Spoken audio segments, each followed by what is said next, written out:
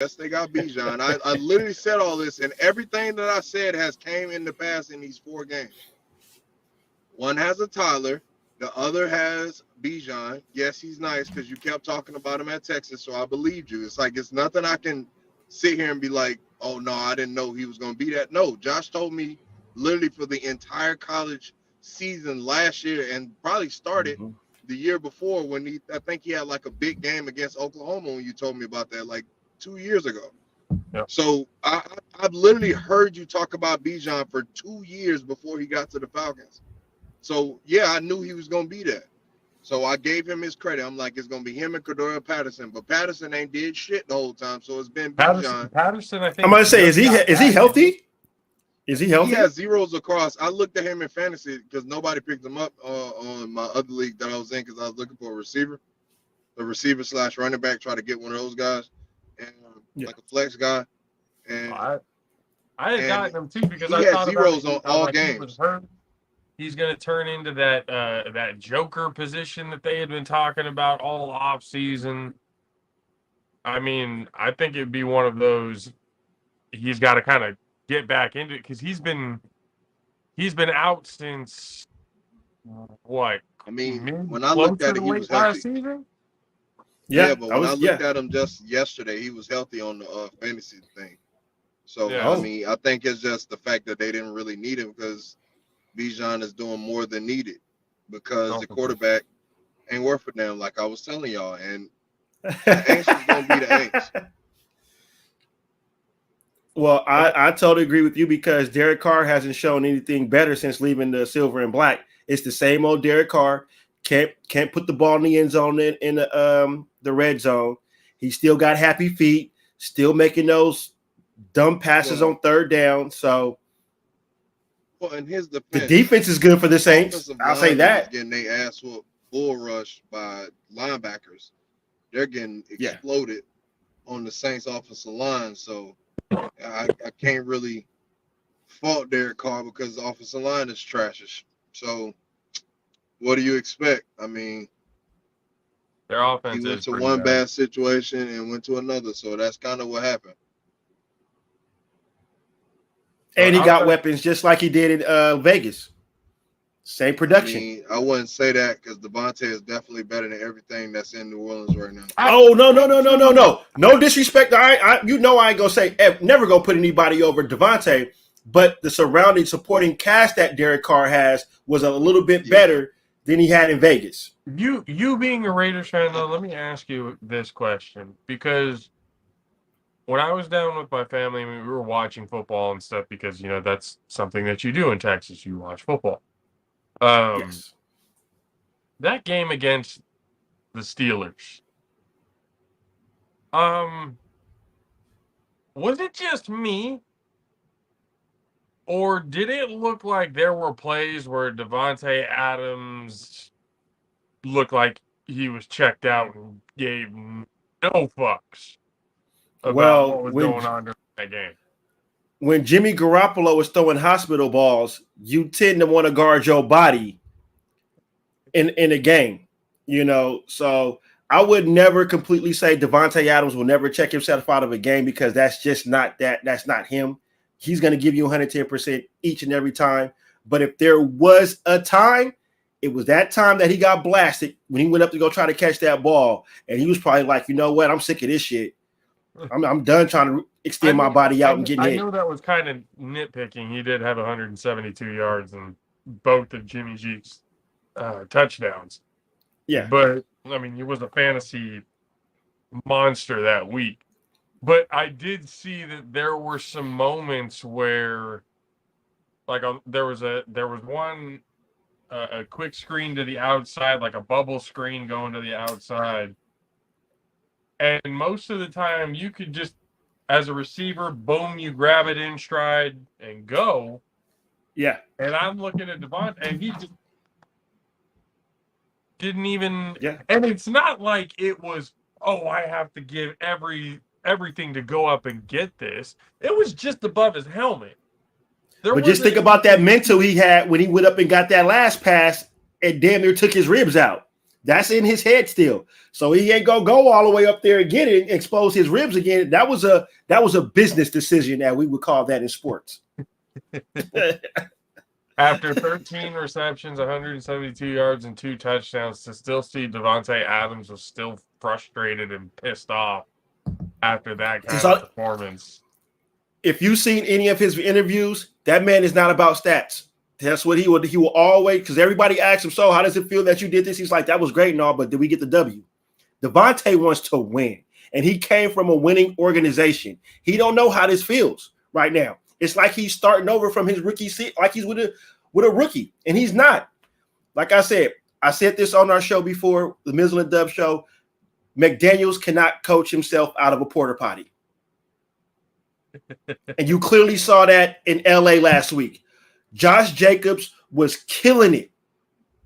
And the only way to help a rookie is hand the ball off to your star running back. You're at the goal line, 1st and goal. And the first play you dial up is a pick play. Where you got arguably one of the best top 5 running backs in the league, and you decide to run that bullshit. I think the locker room is lost with our coach. You're not going to hear it, but you can see their body language. And I also saw with McDaniels that post game press conference where he essentially blamed the whole situation on O'Connell. Instead of, but you're calling the plays, and people were giving him shit. You should have taken some accountability for his bullshit, which absolutely, he should have, because the play calling was, not good.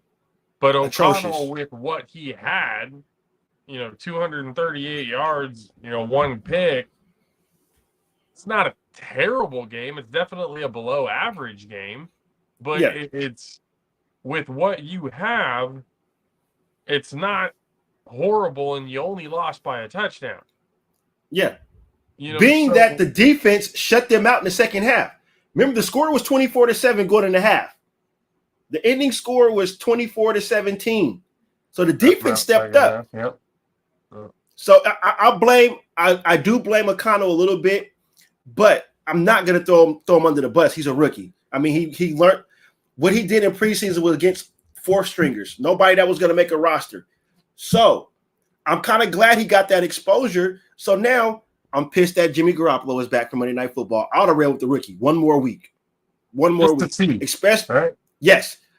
Especially when your high star receiver is giving him praise. I thought he was going to take the job, to be honest with you. Yeah, well, there was a lot of McDummy and hype about O'Connell. That's why I was looking at it going. It wouldn't surprise me if he took over, if shit was going so bad for the Raiders that they just before midseason you'd go, you know what, fuck it, let's put the kid in. The record, we're probably not going to do shit. We're probably looking at maybe a top 5 draft pick. Put the kid in, see what he's got. He did good in preseason, but again, that was against 3rd and 4th stringers. Let's see what we have so that we can reevaluate going into next year. I totally agree. But, obviously it doesn't really matter because I'm pretty sure Josh McDaniels is on the hot seat right now, and he's Vegas's own head coach is the Vegas betting odds to get fired midseason first. And let him shit the bed. Let him shit the bed this Monday night game. This is going to be the 2nd week in a row.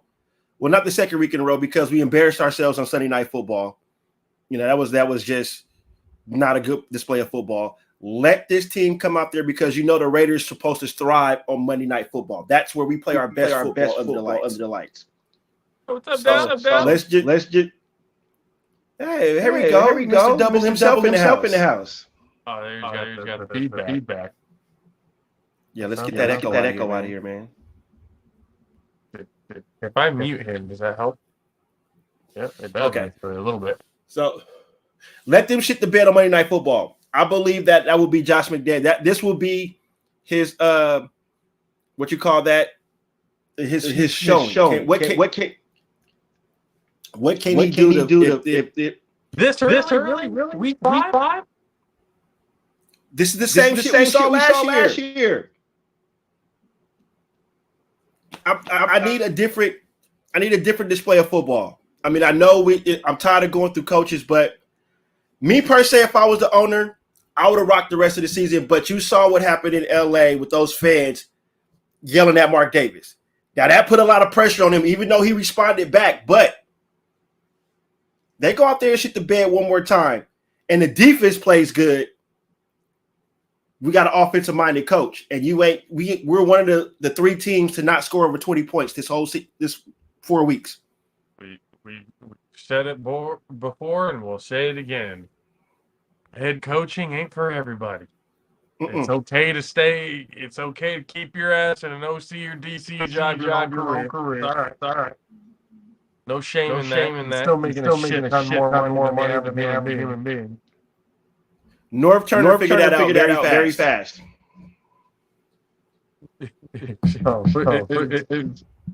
And then now I look at the question of here, because I think a lot of us preseason, we're kind of looking at them as like a dark horse team, but then others, like myself, actually pick them as the division winners. Are the Detroit Lions real? And I believe so. Well, I still think there's obviously a little bit more to go, a little bit more room to go. But I agree. When it comes to that division, it would not surprise me whatsoever if the Lions went and pulled that division out. Well, I'd like to get Mr. Country K take on this before I chime in on that one. How do you feel about the Lions in the division? Honestly, I think the Lions gonna win the division, but we're gonna see how they do, because that dynamic of Chase Claypool about the Bears and the way them boys played last night, we'll see how that goes. Because I mean, the Washington Commanders, like, I don't know what to say about them either, because they sometimes, like, sometimes they'll be good and sometimes they let the DJ Moore sorry ass go 8 for 1,000 yards. Like, what the hell going on? I mean, I understand, especially with the Lions, how there's that skepticism, because again, the Lions have been bad for so fucking long. Facts. That when they show signs of getting good, it's kind of like, are they? Is it? You sure? Are we sure this isn't a fluke? Like, this isn't something that we're. But I mean, the more I see of them, the more now I'm not going to sit here and say, oh yeah, the Detroit Lions are going to go and win the Super Bowl. Like, they still have steps to go before they're at that point. But Goff has been playing that. Okay, you sent me here to die. You sent me here to kill my career, and now I'm one of the main reasons why it's actually coming up. Correct. Correct. I think they're playing on that. They have that grit. They have that head coach that everyone, especially like the working man, can look at Campbell and go, yeah, I can get behind that guy. Straight up. I can get behind that coaching style. And it's in a city where blue collar is the way of life. So 100%. I think they've been a good representation of the city so far. They've shown a lot of good signs of growth these last few years. And they're one of those teams that you want to root for. That you may not necessarily be a whole diehard fan of the Detroit Lions, but you can watch them and go, yeah, I can root for this team. Like, if my team didn't make it and this team did, yeah, I could see myself going to them for sure. Well, me and Dub have been riding high, as we previously said, on the Lions the moment they signed Dan Campbell. We knew this moment was coming. So technically, I'm not shocked to see where they're at. I'm just like you said, I'm a little skeptical because like this is the Lions, though. Yep. You know, this we've seen this kind of story where they be Certain good and it's like auras they're a about roller them. coaster team. Yep. And so, but as long as the Vikings are playing the way they're playing, I mean, the Packers are still doing this, and we see with the Bears, the Bears could be scary. That's 2 weeks in a row that they put a first half of football together, and you like, damn. Granted, they were pretty playing anybody, but you're like, damn. They put up 27, 28 points 2 weeks in the first half. So if they get their shit together, it could be a good matchup. But I got the Lions winning all the way. Fields finally proving me right. Thank God. Hey, you know what? I was really about to die on this hill, going like, you know what? That's just bad evaluation on me. Own that up. Yeah. But yeah. These last 2 games, especially this past, yesterday, he could be good. It's just the situation, the organization is shit, and he takes the brunt of it, like all quarterbacks do. All Facts. quarterbacks take the brunt of all the blame, regardless of what the situation is. That comes from me. That comes from Kay. Sure, that comes from you. That comes from every single human being anywhere. If the team is doing shit, the first person we look for is the quarterback, and then we look at the head coach. Yep. But the best thing that happened for the Bears is they had to play on a short week.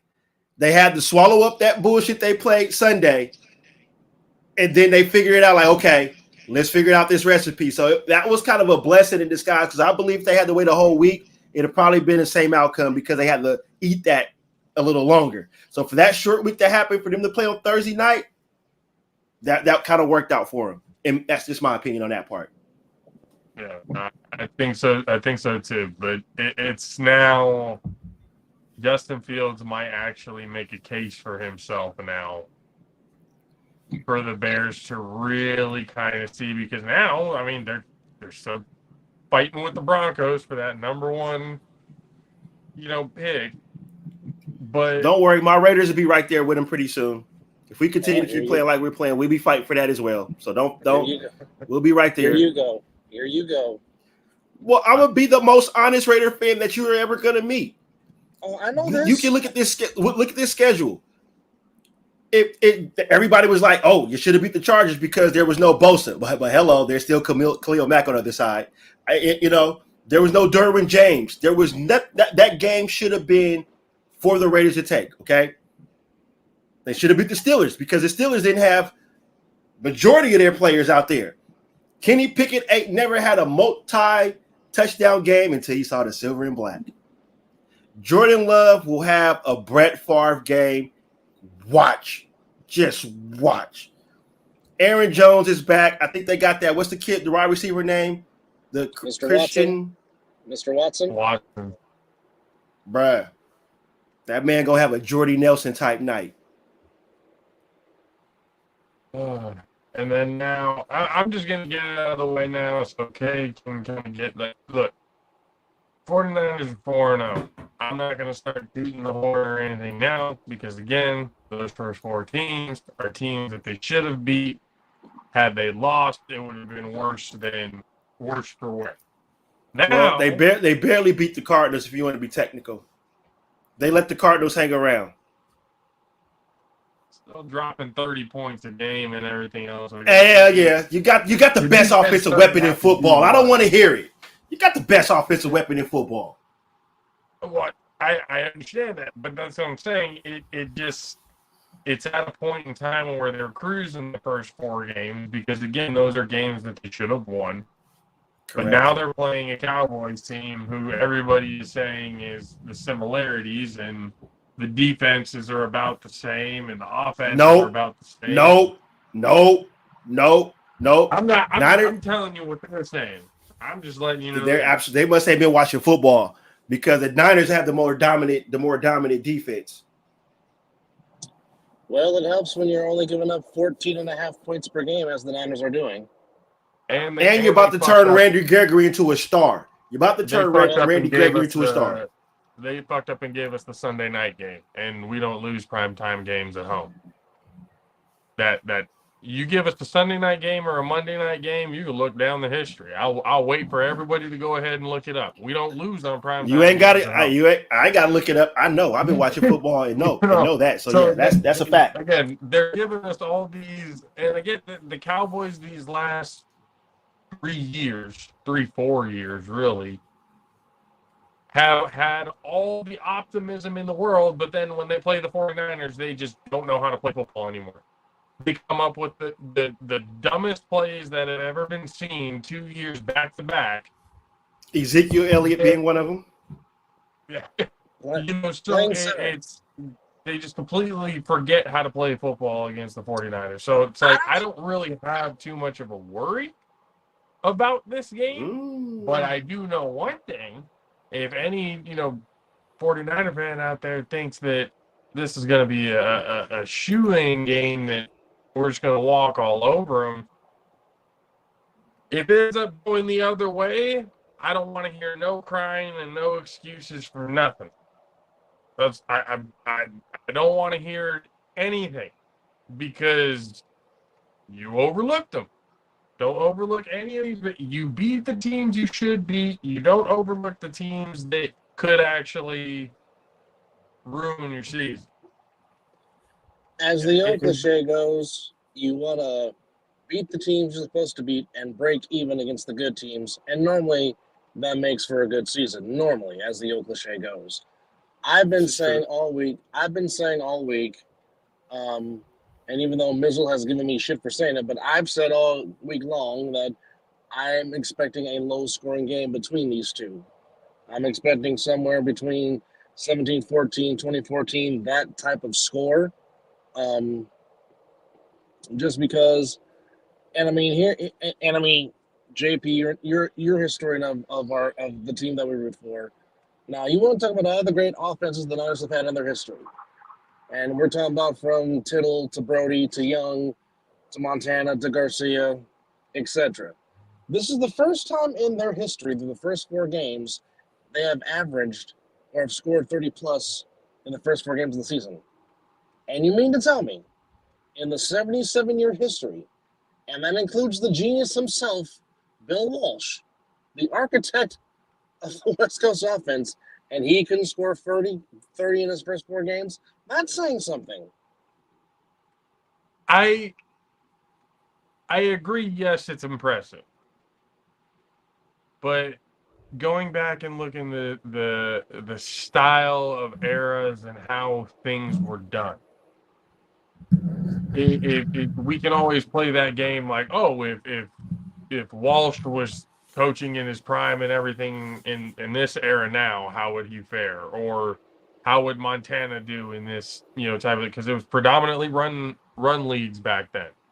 They actually valued the running back, picking them at number 1 overall, which you hardly ever fucking see anymore. That's back in those days. So now, football days, when scoring all across the board, not just with the 49ers, but all across the board, the league has gone up significantly from, the 1980s up until now.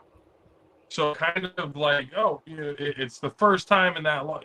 Yes, absolutely, it's a crazy stat, but somebody was going to get it at some point. Whether it was going to be the Chiefs, whether it was going to be the Niners, whether it was going to be some team somewhere with a high-powered offense, it was going to happen eventually. So it's we're on that trajectory in the league right now where the running backs are all of a sudden the most expendable position in football, even though that makes no sense. Again, in my opinion, that's probably one of the most important positions in the game of football, especially today, how the game is run, because you basically need to be an all-around athlete at that position. You need to be able to catch the ball out of the backfield. You need to be able to run routes. You need to be able to block. You need to be able to run. You need to be the overall best player on the field to play the running back position. And But yet, JP, go ahead. what's been the biggest issue in today's NFL? Besides non-contact injuries, what's been the biggest issue in the NFL lately? Knee injuries, leg injuries, lower body injuries, extremities. No. Everyone's Achilles is rupturing left and right. No. Filter. Three words. Well, I'll say 4 words. Horrible fucking clock management. Facts. Facts. Yeah. Well, I would say also management and bad play calling and letting analytics get in the way. I would say what you just said, and majority analytics more. I would say that, but you are right, Doug. Analytics have taken over pretty much all sports. 100%. If you look at all sports in general, if you go and talk to a veteran in any sport, somebody who's been dealing with football or baseball or whatever their respective sport is for 20 years plus, played at the high level, coaching, all that other kind of stuff. They don't give a shit about the analytics. No. It's about the field of the game. It's momentum. Yeah, your eye tells you. Is the biggest key to any sporting event. Whether it be baseball, whether it be football. When you are at a sporting event, when the game is close and on the line, you can feel it's the only thing I believe in human nature, period, to where nobody has to say a word, but every single person there can feel what is going to happen. Yes. It's that almost supernatural will of things going on in sports that you can just feel it happen. That 28-3 with the Patriots over the Falcons, 28-3, and I'm looking at it. I'm told my brother this. I'm like, there's no way the game is over. Atlanta might put up 40-something points.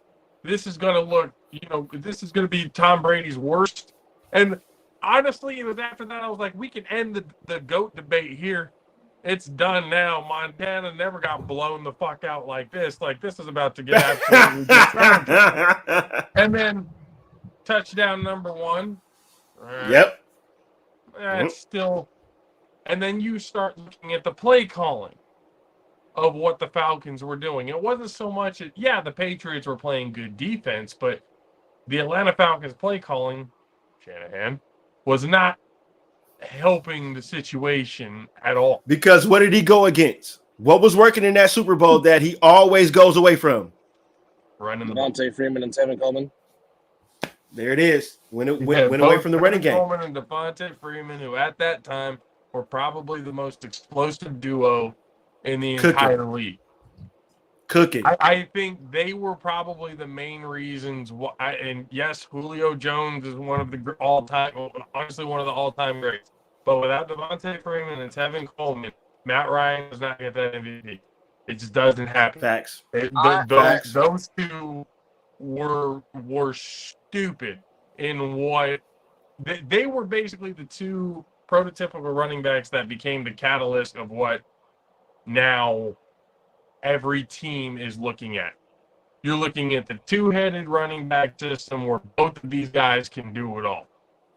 And both are kind of a change of tempo. One's a bruiser, one will run you over, one can run around you. Sometimes both of them can do both.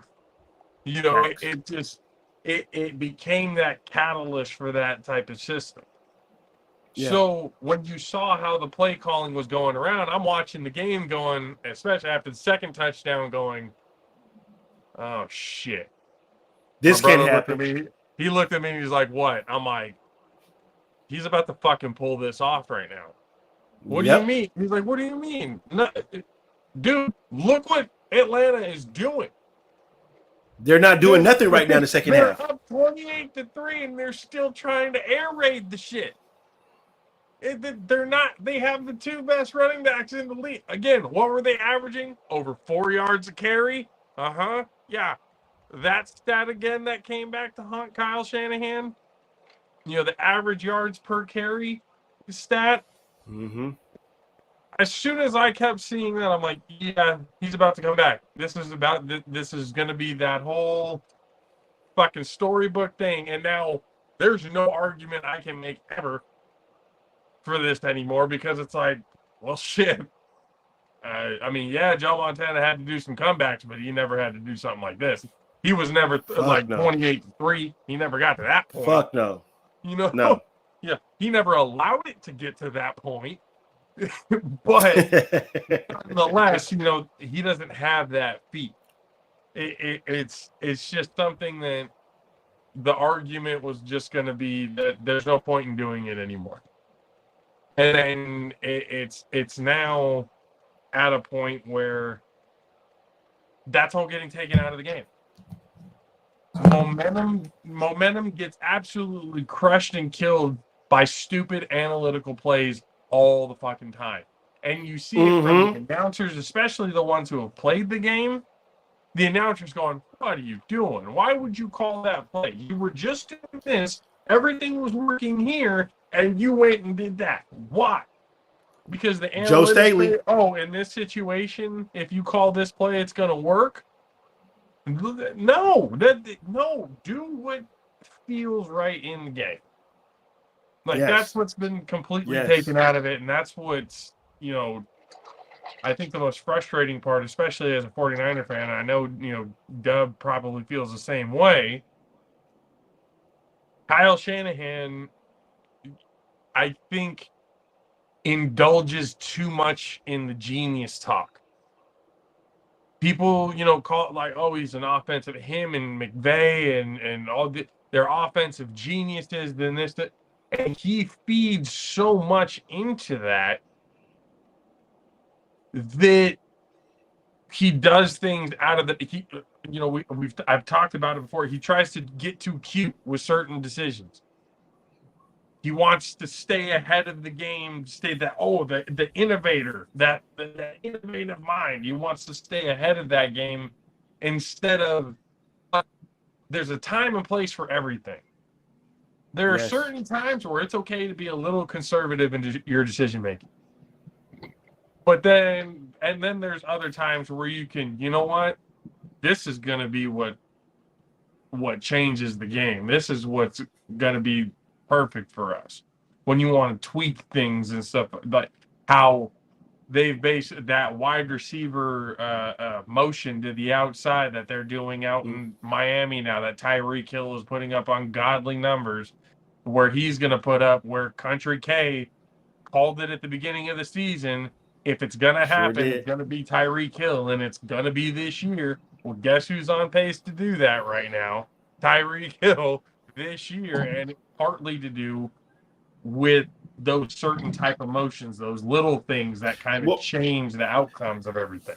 McDaniels is a genius, and that was one of the things that the Niners are going to miss a little bit with their play calling, is his style of calling, because that man brain is just outstanding.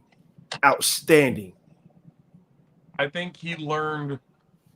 I mean, he was already. And you kind of have to be, if you're going to be any sort of coach in the NFL, your IQ has to be up there. You need to know what the fuck you're talking about. Facts. Otherwise, 100%. players aren't going to listen to you. Like, what the fuck are you even saying? Because their IQ about the game is just as high. So you have to have a high IQ. So he already going into it and then learning from Shanahan, picking in that, but then taking those plays, making it his own, and now, man, if their defense got top 5, if they were like a top 5 defense, that's a fucking scary team. That's a scary team. That could be the team that Patrick Mahomes doesn't know how to beat. Like I Well, don't know there's what to fucking do. They well, can score just as much as we can, but they have the top 5 defense that could sit our asses back down on the bench while we just keep watching this onslaught like the Broncos did when they dropped 70 on them. and I McDaniels didn't want to break the record out of pity for no. that damn Well, team. Well, McDaniels is an Eric Spoelstra type of coach. You know what I I mean? like that analogy, Kay. I like that analogy, bro. He I started like in the that. film room. McDaniels Yes. was like a ball boy or something like that. He Like, was the ball boy for the and then he worked Broncos. his way up. He worked his way I up. like that analogy. Yeah, he probably was listening to Max Kellerman back then, like when he was rapping, because he looked just like Max Kellerman back then. Stop it. So He had the Vanilla Ice records, Marky Mark. Yes, he did. Marky Mark and the Funky Bunch. no, you he know definitely Yeah, he New definitely had Kids on Max the Block. Kellerman record when he was Oh, yeah. rapping. He definitely had Oh, Max. yeah. Eminem see it when was he's his walking on god. the practice field. He's got that vibe about him. It's like, man, he's too cool because he's just calm and He's a collected. player's He's coach. just him. He's a player's coach for sure. For sure, yeah. Well, And I mean, that's yeah, kind he's of a what you quirky have genius. to be. You have to be a good. I like that, Kay. I like everything you said. What you just said, that was spot on. Yeah, From the Spoelstra to what you just said right there. I like that. It's Like, one this of is, those. I think there's a reason why there's about 5 head coaches in the league that you can make an argument of like, man, these guys are the greatest coaches, and these guys are like all sorts of offensive minds and everything else like that. But even the top 5 coaches don't always have the all-around coaching ability, because I think in order to be a really successful coach, not only do you need to be innovative, but you need to be, that player's coach. You need to be able to relate to, you need to be able to communicate with the team. If you don't know how to 100. communicate with the team, it doesn't matter how good the plays look when you draw them up. Again, go be an OC. Go go be an assistant that helps out and stuff that you can draw up the plays, and that's all you have to worry about. You need to be the overall innovative mind when it comes to the play calling and when it comes to dealing with your players. Yeah, that's 100% what Miz is going through right now with his head coach. Facts. Facts. Preach. I personally think, like, I mean, a lot of these situations are different. Like, I feel like the guy we got, our OC right now, is very relatable to Baker and to the players just based on how he's going. Like, every situation is different. Like, McDaniels fits for them. He does Like, fit y'all, that I feel Miami like vibe. I feel like if y'all got somebody that knew how to win with Shanahan to help him get to that, like, over the hump, then he'll probably do it, and then he'll be able to figure it out from there. But right now, he don't know how to get over the hump. So, you know what I mean? Like, I can't. He fits for y'all, but if he gets somebody to get with him to get him over that hump, then yeah. But So I mean, then honestly, I Todd Bowles fit for us. The offense is our issue. I just think somebody needs to be in his ear and be like, when he calls a certain play, even though he's the head coach, they need that one person to be like, yo, no, his pops. We're not throwing the ball in this situation. The running game has been working. What the fuck are you doing? Run the ball. That's all they need. And if that's the hump that you're talking about, Country K, then I totally agree. So then let me. And I hate to say that being a Dub, let me ask you this then. On that note with it, at what point, if you're Shanahan, well, I think his person do you give Brock Purdy the reins to be able to make those decisions? Ooh. Well, that's so. Again, I answered your question before you finished it. It comes down to personnel first. You need better receivers. Like, you need wide receivers. You don't have wide receivers right now. Like Brandon Ayuk, y'all first 4 games, y'all play scrubs. Like, let's be real with it. Like No, we both know. I agree. That's what I'm saying. Like this is So I actually the can't first give him. actual I real can't give test him no of the season. credit. I can't give him no credit for none of this shit. Like everybody fucking saying, "Oh, he's doing up." Like he ain't did shit yet. The boy ain't did shit yet because he ain't played nobody yet. So I can't I'm judge not him. gonna lie, Dub. Like, yeah, like he's good, but 17 receptions, 320 yards, and 2 touchdowns in 4 Because he games. got Christian McCaffrey. Because he got Oh, Christian scrub. McCaffrey. That is Well, true. Christian That's it. That's McCaffrey it. That's literally it. won the game on Sunday. He won that bitch by himself. I mean, he does Thank you. 80 carries, and that's just running the ball out of that. That's not even getting the ball as a reception. His 80 carries already in 4 games. I haven't even heard any Here's- stats from Juszczyk yet. Here's the thing, and I'll close it on this because I'm actually on a date now. But I did say I would come in and give y'all 5 minutes. But I'll say it like this: the object is to win the game. Doesn't matter how you do it. The object is to win. He has been given the offense. Apparently, he is the most that Kyle has trusted to run the offense. He's basically okay. He's managing the game, but he's doing it smartly. He's not making those Jimmy no throws that Jimmy has made in the past, leaving Kittle out to dry and possibly injured. When he's throwing the ball, he's leading it into the receiver. Because again, saying that they don't have no real wide receivers, again, to play in this system, first off, you have to learn how to block. Okay, Rod Smith was not a world beater, but knew how to block and was effective blocking for Terrell Davis. Same with Christian's dad, Ed. Because, I mean, you go back to the earlier years when Elway got there, yes, he had the 3 amigos and Vance Johnson, Ricky Natil, and Mark Jackson, but they couldn't run for shit. And really, Elway's main target during those years when he had TD was Shannon Sharp, not Rod Smith, not a McCaffrey. Now, Rod Smith put up some numbers, and so did Ed, but it was predicated off of number 30 and number 84. Now, again, like I've been saying, everyone's asking where's Kittle. Kittle will have his time. Kittle is one of the best blocking tight ends in football. And then when you think he's not going to 100%. do something and when you think he's not going to do something as a receiver, that's where he has his receiving game. Facts. Debo goes off against the Giants on Thursday night. Because I mean, like I said, and people look at me for saying this, but Ayuk is a better route runner than Debo. And that's Facts, because he's an actual receiver. Let's just be real. Ayuk is an actual receiver, and Debo is not actually a receiver. Let's be real. But even Let's be real. Even in that case, Ayuk right now, and I think this is where I'm kind of starting to realize where Kay's been coming from. Kay, you can kind of correct me if I'm wrong in my assumption here.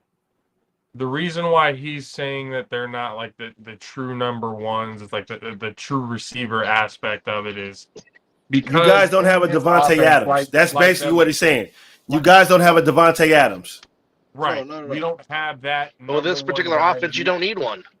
Exactly. No. Well, there it is. Yeah. You need to have, when it comes to the blocking aspects of what we do in this offense, yeah, they're top tier in the league at being able to do that. But when it comes to the actual true aspect of being the number one, it's not necessarily there. It might be interesting to see in a different style of offense, but again, in this offense, they fit. They don't have Run the to ball. be that style, but it is kind of one of those. I would like to see a couple of games where you have either Devo or Ayuk being that true lineup on the outside, number one style, let the play develop, run the route type of stuff to really kind of show. Because until then, I can't really help make an argument for it to be otherwise. Yes, great run blockers, and for what this offense does, they fit perfectly. But to call them true number ones is kind of starting to fade in my head a little bit because they're just not doing it enough. Like, say, you give me 2-3 games if they do it and they're successful. It's like, oh yeah, no, I know they can. They just don't need to. I can make that argument going, hey, you can talk about it all you want. I know that they can do it. It's just a matter they don't need to at this point in time. I would like to see more of that. But now they're playing against, a pretty decent Cowboys team. Purdy's leading the league in QBR and a bunch of other aspects of it. I talked to Caleb, and I know Kay is probably going to be cracking up at this, and I know a lot of people have probably cracked up at this. But when I talked with Caleb about this, I said it wouldn't surprise me, and I'm wondering if anybody else thinks that it could be out of the realm of possibility, where Brock Purdy can be that dark horse MVP candidate that nobody really thinks about until the numbers start to really look at it and going, this shit's actually pretty impressive what he's been doing this entire year.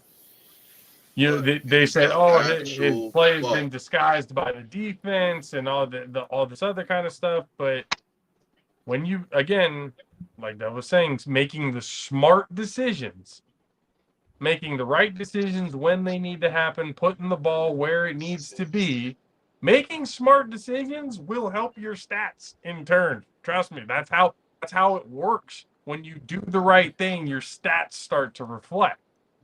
Let's just rephrase this question after he plays the Cowboys. Hold on. That's how I feel. Hold on. So before you go, okay, I just want to say I love you guys. I'm checking out, going on my date, but I wanted to come in real quick. Always love the invite. Love you guys. Talk to you soon. Yes, sir. All right. So last night I was on Dub and Miz on Dub show, and thank you for coming on. It's brought up, and yeah, no problem. And I literally said this same thing because I've been hearing the same crap. And my question was, why would we give Brock Purdy credit if you can literally put any quarterback back there in this system and it's been working? And on top of that, Christian McCaffrey literally won the game last week. Brock Purdy was like a sidecar to that. Christian McCaffrey did everything his last game. And I understand that argument, but then it comes to this. This is where I kind of get this answer of, yes, there have been different quarterbacks who have done this system and have been successful. But what is the one thing that even in this system that they have not been able to succeed and get over the hump to that next level? And it's making those clutch throws, the right decisions at the right times, making the throws when they need to be made. That's what Brock Purdy has done better than any quarterback that's been in this system. Even Jimmy G, Trey Lance, anybody else that you put back there. You can't say that. I'm just saying execution-wise, Brock Purdy has made it look a whole hell of a lot easier and a lot better than any quarterback before him in this system. I mean, I personally got to disagree with you because until Brock Purdy wins y'all a Super Bowl, Jimmy G took y'all the furthest. That almost happened until he got twice. Hurt. So, I mean, you can say all that all you want to. Jimmy G got y'all to the Super Bowl. He got y'all to the Super Bowl. Y'all was in the Super Bowl and y'all was up. Raheem Mostert got us to the Super Bowl.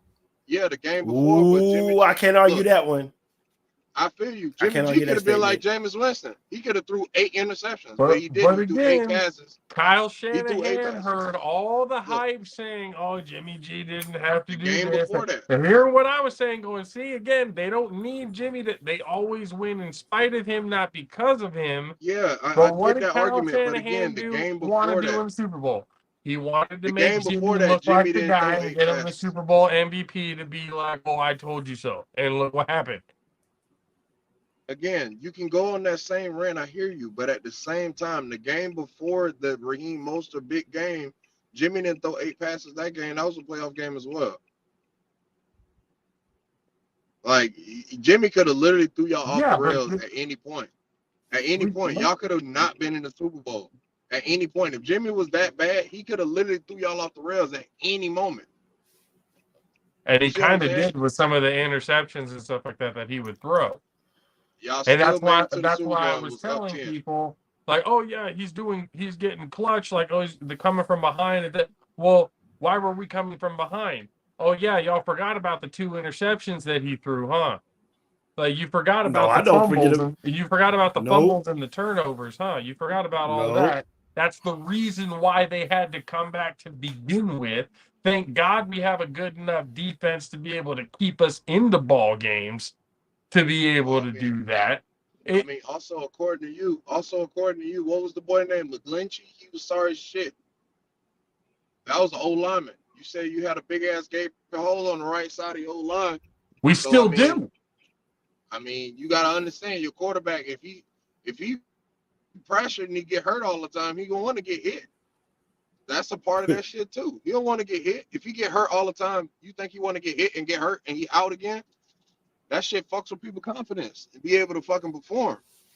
So if your buddy's sorry as shit like you say he is, then that'll fucking scare the shit out of somebody. Every time you say hike, at any moment you might get knocked the fuck off because buddy don't know how to block. I mean, that's exactly. Hey, people, they want. I know there were a lot of 49er fans who got upset that Mike McGlinchey wasn't, re-signed by the 49ers. That they should have re-signed him. They should. No, he was a That was a good let liability. go. He was a liability in the pass game, an absolute liability in the pass game. Now again, there were situations, especially in the NFC Championship game, where the coaching was in the coaching scheme and the blocking schemes and everything on how it was all set up. That was the reason why the injuries happened. But before that, Mike McGlinchey doesn't know how to pass block. I don't know when it comes to pass blocking, he doesn't get it. Hell of a run blocker. Great run blocker. Pass blocking, he's getting our guys killed. That's why they didn't re-sign him. Yes, he's lovable. He's been here forever since he was a rookie, this, and that. Okay. At what point do you go through another quarterback before you decide to go, you know what, maybe we do need to upgrade our pass protection on the right side because we love this guy, but this is the 4th quarterback in 4 weeks. We can't keep going through the free agency pool looking for different quarterbacks and tracks. We can't do this. At some point, it's got to change. So you move on from that. Your coach pride stopped y'all from winning the Super Bowl. I'm gonna be honest with you. That's first. And then secondly, I completely understand about having a gaping hole on the offensive line. Because I had Donovan Smith, and you see what's going on with Pat Mahomes and what the fuck he got going on. Because Donovan Smith is the starting left tackle for Pat Mahomes right now, and he out there fucking shitting the field up still. I thought it was Orlando Brown. Nope, it's not Orlando Brown. It's Donovan Smith. Not Orlando Brown. Is it Orlando Brown? It's Donovan Smith. It is Orlando Brown, right? No, it's Donovan Smith. Donovan Smith is starting right now. No, I don't believe Orlando Brown is not on the Chiefs roster. Orlando Brown on the Chiefs don't worry, is he? I don't think he over there. I think he's. Or am I thinking about the Eagles? I think he's in Baltimore, if I'm not mistaken. No, I don't even think he's there either. I don't know. I know it was for Kansas City. It was Brown because again, Patrick Mahomes was getting, for the Jets, he was the reason why Aaron Rodgers got hurt. Brown. Yeah, that's why you remember that name. Okay. Yeah. So again, was it? I thought it was.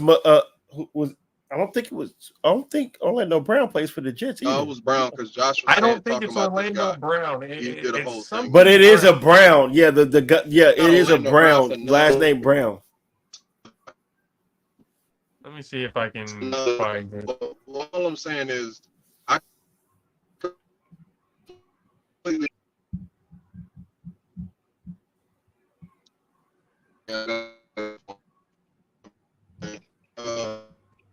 Yeah, man. I just. Oh yeah. My third point was more a question. The offensive line handbook. Do they say punch the person in the face mask? Asking one Trent Williams. Like, what the fuck he got going on? This man be fighting people now.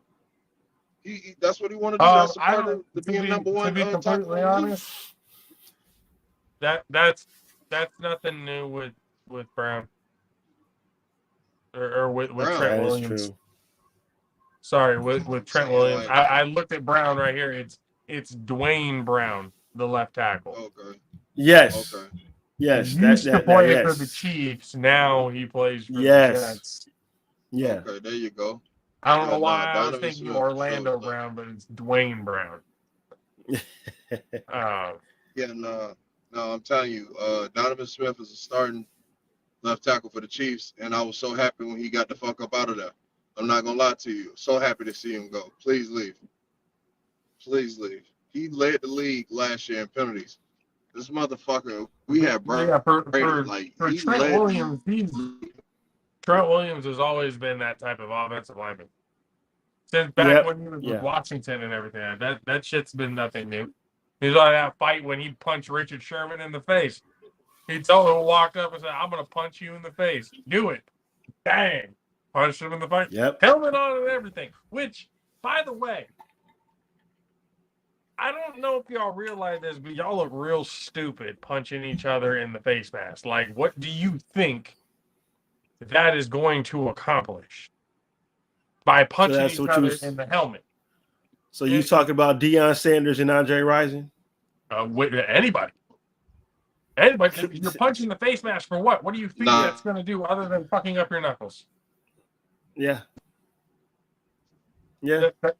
That doesn't make any sense to me. Yeah, Deion. And then the one Here was catching chin. Was it this last game with the Cardinals and the 49ers with Hufanga and Connor? Connor's talking shit with his helmet on. Yeah. Hufanga's got his helmet off, and he's pushing him. He's like, "Oh yeah, real tough shit with your helmet on. You'll go take the helmet off. Let's see how much of a fucking man you are. Let's you want to be all Billy Badass? Take your fucking helmet off then.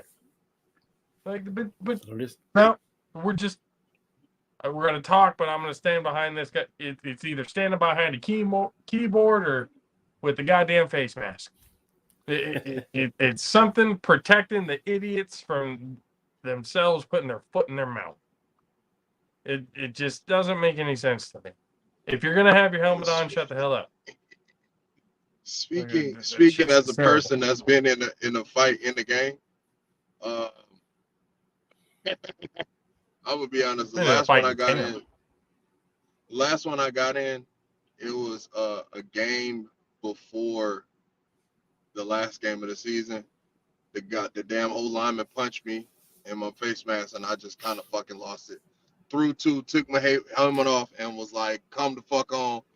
Got thrown out the game, and I had to pay like a fine to be able to play in the next game and in the playoff game. Yeah, like it was like I'm telling you, they caught me in video, but just so happily didn't catch him throwing the fucking first punch to set me off like that. So is a fine like if they fine you, you have to pay it? Yeah, you have to pay it in order to play, or you done for the year. Like, because that was my first offense. I wasn't like, cause I'm not a troublemaker. Like, I just play my game and I leave. Like, that's all I do.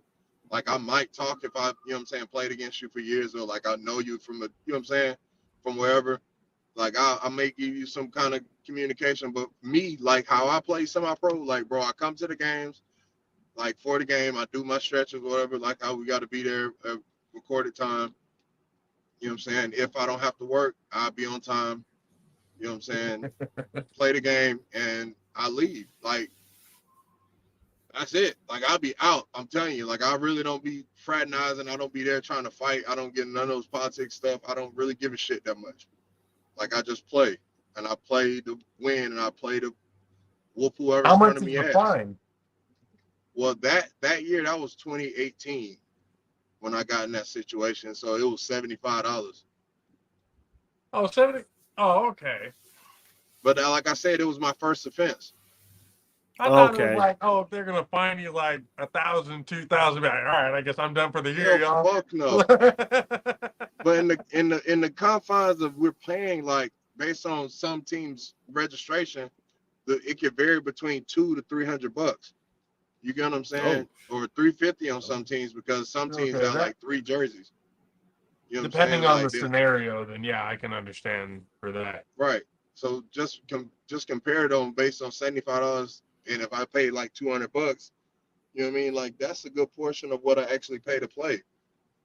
Yeah. And it's like, you know what I Oh. mean? And Oh. So it's like you got it's almost like a re-entry fee. The same thing to get back into the fucking league is what you yeah, to have to play. pay. That's what I said in that Oh. situation. So it's like I get it. I in that situation because like I said, we were I winning. wonder We was what the whooping their ass. highest It wasn't like fine. I was losing. Like it wasn't like I was mad that we were losing. I was whooping at bro. I had 4 sacks in the first half. Like I was whooping Ooh. their ass. Like Lawrence I'm telling you, Taylor. we was beating the dog shit out of them, bro. Like we ended up finishing that game beating them like 40 something to like 12. Like we whooped the dog shit out of them, bro. I love how the Like like it was the bad. most random ass football 12. What the fuck? Where'd the 12 come from? Right. Well, Right. you score 2 touchdowns and you don't get the conversion. Because I remember two they point scored the twice. conversions. They didn't get the Yeah. conversion. Yeah. Or the It's field There goal still it because just is. they a going for random 2. ass number that because when you think about it, it's like some people would think, oh, it's a touchdown with an extra point, a 3-point attempt, and somebody got a safety. Like that's what Oh because when you yeah, think no. of 2, you think of a safety. Unlike No, Yeah. I remember especially that game because if it's it's 12. relative to the situation because you said about karma. So this was a karma situation. That's why I brought that game up. I had to remember that Oh. score because they scored 2 touchdowns and we was trying to rub it in their face by beating their ass. We had to play them 2 games later and they beat us in playoffs, the first round of playoffs, and we had a fucking dope ass team. That was the year I had 20 sacks on the season. Like I was going fucking crazy. Like I JJ played wanted fucking that amazing. shit. Like yeah, then we end up. That was just a karma situation. We end up losing to that team and play. And they had every right to fucking run over the field, talk shit, shout, and all that kind of shit. They got whooped on the next game, but it's like for that situation, that was a karma moment because we tried to rub it in their fucking face. Like we literally could have just Damn. took off the gas and like just ran the ball or like just you know what I'm saying, like kept it fucking fair. You know what I'm saying? But that was a karma situation for sure. I remember Ouch. that because they only scored 2 touchdowns because I remember I was mad as fuck because I was I out of the wonder game and they ran the ball 2 times and it was in short range position and I was out of the game both times they fucking ran the ball and I absolute hate fucking giving up rushing yards. what the highest fine in semi-pro is. And then I I'm mean some wondering people had to pay now. fucking crazy numbers because they don't did wild shit. Some people get banned like people has been People get banned Damn. gotten because to the they thousands before Ben? Somebody done in yeah, got I don't banned? know if semi-pro. it got to the thousands because I feel like they'll just ban them first. You know what I'm saying? Like they'll ban them, like they'll suspend them for like a year or suspend them for a certain amount of time just based on what they got going on. Because people got lives and families, so I don't know if they'll fine them that That's crazy. true. You get what I'm That's saying? true. So now it's like they switched the rules based off of. I don't think they fine it just simply because like if people get in fights, if people get in fights and stuff like that, they getting thrown out of there because people are losing the fields. Like they getting a hard time in semi-pro If you're getting getting fined, then fields. you're more than a first time offender. This is No, more I'm than not gonna one say that. time. I don't.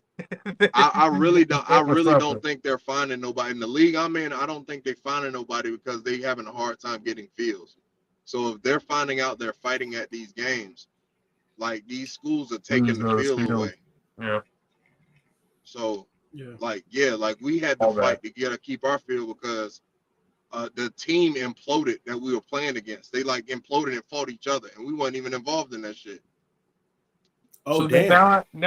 I wanted to get into this conversation, and I wonder if you thought about this as much. So it came out not too long, a couple days ago actually. Caleb Williams, either representative or it was him himself. I forgot who it was, but basically saying that he would make more money in NIL next year at USC staying than he would being a rookie in the NFL, even being the number 1 overall pick. So he can basically decide his own destiny of where he wants to go.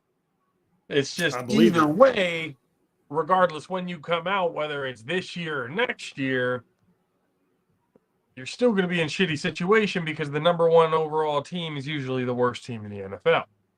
No matter where the fuck you go to, that's just what it's going to be. And he picked, I want to play for the Cowboys or the Niners or this team. And I'm like, well, those two teams already are not going to be in the top 5 or even in the top 2.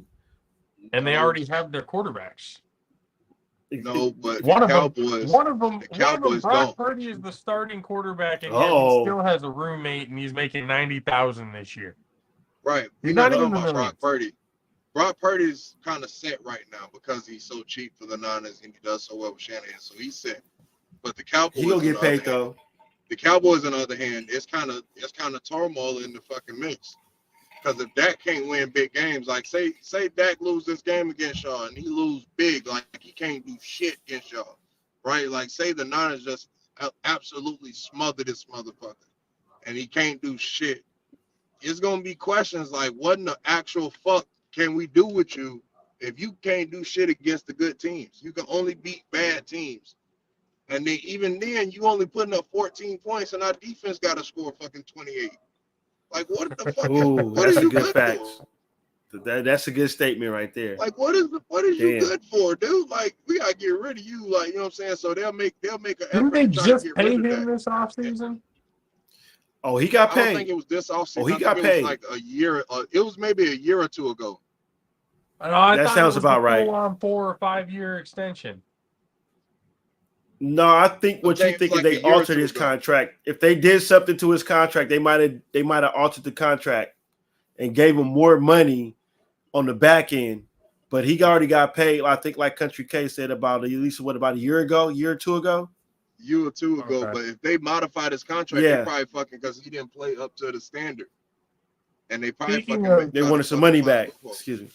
Speaking of wanting money back and making bad financial decisions, the New York Giants, Daniel Jones is just shit. His ass. Oh, yeah, they dropped the ball on that. They should have paid, even though Saquon, but you know what, though? They did what the market was going with. They don't value the running back right now. The market calls for somebody of Daniel Jones's caliber to be making $40 million a year. I disagree with what you're talking about. $40 million is wild, but like you making it seem like, buddy, like you going at it like it's highway robbery, and it was. Like, have you? Well, his performance right now, for the money they gave him in the performance right now, it's highway robbery right now. They just drafted a number 1 pick. The number one pick they had at tackle, but it was absolute boot to cheeks. This was one of the biggest finesse jobs since Sam Bradford. Look, he's bad. He's bad behind that offensive line for sure. I'm not gonna disagree with you. It ain't like he played good, and that offensive line is the only thing bad. No, I'm not disagreeing with that. He's bad behind the offensive line, but that offensive line for sure, like that offensive line to make any quarterback look bad. Like that's on some real shit. Them boys sorry as shit. Like they sorry as fuck for real. The offensive line sorry. So Saquon be having I believe they regress. 11 sacks. That's why everybody's saying what they're saying. And yes, some of those you can blame on the offensive line, but there were other fucking plays. He's just holding on to the damn ball. He doesn't know what to do. He's holding on to it. He's not getting rid of it. He's not, trying to extend the play or like throw it out of bounds. He's not trying to do all of that. That could also come from him not trusting his offensive line, though, too. 100%. Like I'm saying, the offensive line to That- make anybody look bad. You gonna not have trust Yeah. behind them motherfuckers, and then you ain't got Saquon, so they know you passing. They know you passing. They know you pass. You ain't got Saquon. They be like, oh, shit, we know you passing. It's like last year with the Bucks. Like, yeah, Leonard Fournette ain't running That's shit. a We fair know you assessment. passing, Brady. You know what I'm saying? Like, That's we a know fair you passing the assessment ball. right there. Just go ahead and run that shit off for fucking goddamn real, because we definitely coming. And that's kind of what the fuck happened. They got Dable's fucking throwing the whooped tablet on. at him. Boy, that was a bad look. That was a bad look between coach and quarterback right there. Because Daniel Jones wasn't even paying attention. And so, yeah, that was a bad look. Maybe it's because he all wasn't good. paying attention that Dable said, you know what, fuck it. I'm not even going to talk to you anymore. Take this goddamn tablet. They gonna argue, and they gonna argue. They gonna do all that. They both getting whooped on. They getting beat the fuck up. Yeah. They getting beat the fuck like up. you So stole something. But when you go to the NILs and everything now, you think they're going to start fining college players for certain activities because of this? How? When they giving them the permission to go get money. Is the doors open now? Once that NIL thing happened, hell, Kenyon Coleman from the Florida State Seminoles just got to deal with Raising Cane's. See, I think people blaming the NIL too much. College letting players be in fucking college for fucking 10 years. COVID was only fucking 3 years. They may let I was about to motherfuckers be say, in college doesn't for 10 Miami have goddamn somebody years. who's on his They like ain't all NIL. Like NIL, yeah, they getting paid and these kids getting paid, so it's helping the program keep motherfuckers in the stands and seats and shit. So they getting paid off of that. But realistically, like the NIL just came into play. So it's helping the kids get paid and shit. What I'm But at the saying same is, time, who's to stop, or who's to say that the NCAA, because they know how much these players and stuff like that are getting, I think, didn't Utah just give their entire team fucking trucks yesterday? yeah, but Saw that's that what on social media. that's what I The was University of Utah, they gave that's what I sent to everybody the a group. truck. Right. But that's what I was You know, saying. that's what I'm saying. At what point, who's to say that the NCAA is not going to look at that and go, well, for certain violations, Violation of what? whether it's on field or off field, we can start fining these players for that. At some point, it's going to happen, especially the amount of money that these kids are making in NIL deals. No. And some of them, even before they even get to college, are making. Don't forget about those boosters. Don't forget about those boosters. That's where I think everything is coming from. Booster clubs and stuff like that. But Start dipping into the NIL money that they can be able to give out and stuff for certain fight.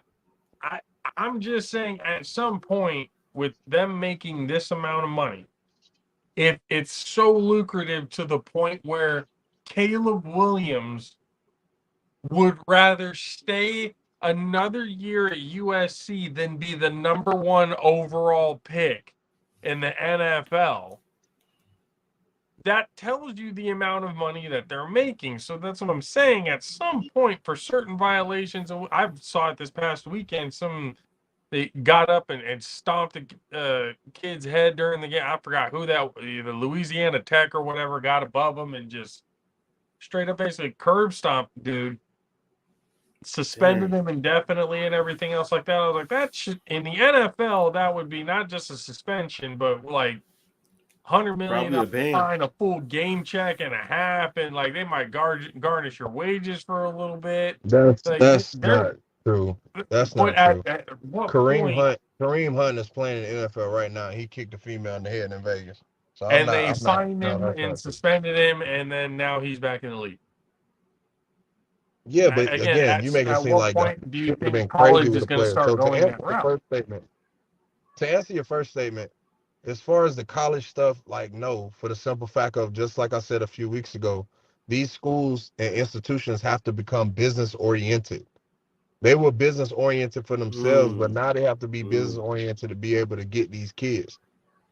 So they have to have more of a business mindset. And that's all Utah showed, a business mindset showing that, all right, now all of our players They are have no longer vehicle. academic sports scholarships. They are business investments. Josh, come on They with are that bull, business man. investment Come on, contracts bro. now. Like, bro, you gotta be like we've been at D1 institutions enough to and been friends with guys that been at D1 institutions enough to know that that shit don't mean too much of nothing. These motherfuckers was hungry before the NIL deals. They were Yep. struggling just as bad Yep. as we were at JC's. So do you Yep. know that scholarship shit don't mean nothing? So these kids need their money. So yes, this NIL deal works. So kudos to Utah for doing that because that makes sense. Give all your kids a truck because now they have no reason not to be able to make it places. You're in fucking Utah. It snows there. Like a truck makes sense. So it helps in those You have situations. no Like, excuse not to make it fucking anywhere. We got all of you a vehicle. well, yeah, We tell it you to makes be at no excuse practice, for you need all to of be these at practice. institutions that get big money not to be sitting here and setting their kids up for their situations. Like, That's a that's smart that's the investment. I agree. realization. You have to be more business oriented with your mindset. Instead of Yeah. complaining about the NIL deals, you have to use that to your advantage. And that's what Deion Sanders was literally showing everybody. And Utah took notice and look what the fuck they did. So Yeah. again, Smart you got to be investment. more business oriented And it instead of sitting brings here recruits complaining in of the the money and process. effects. Use that to your effect. Get with this company, tag team, and now they're promoting your shit. Now you can use the whole goddamn team.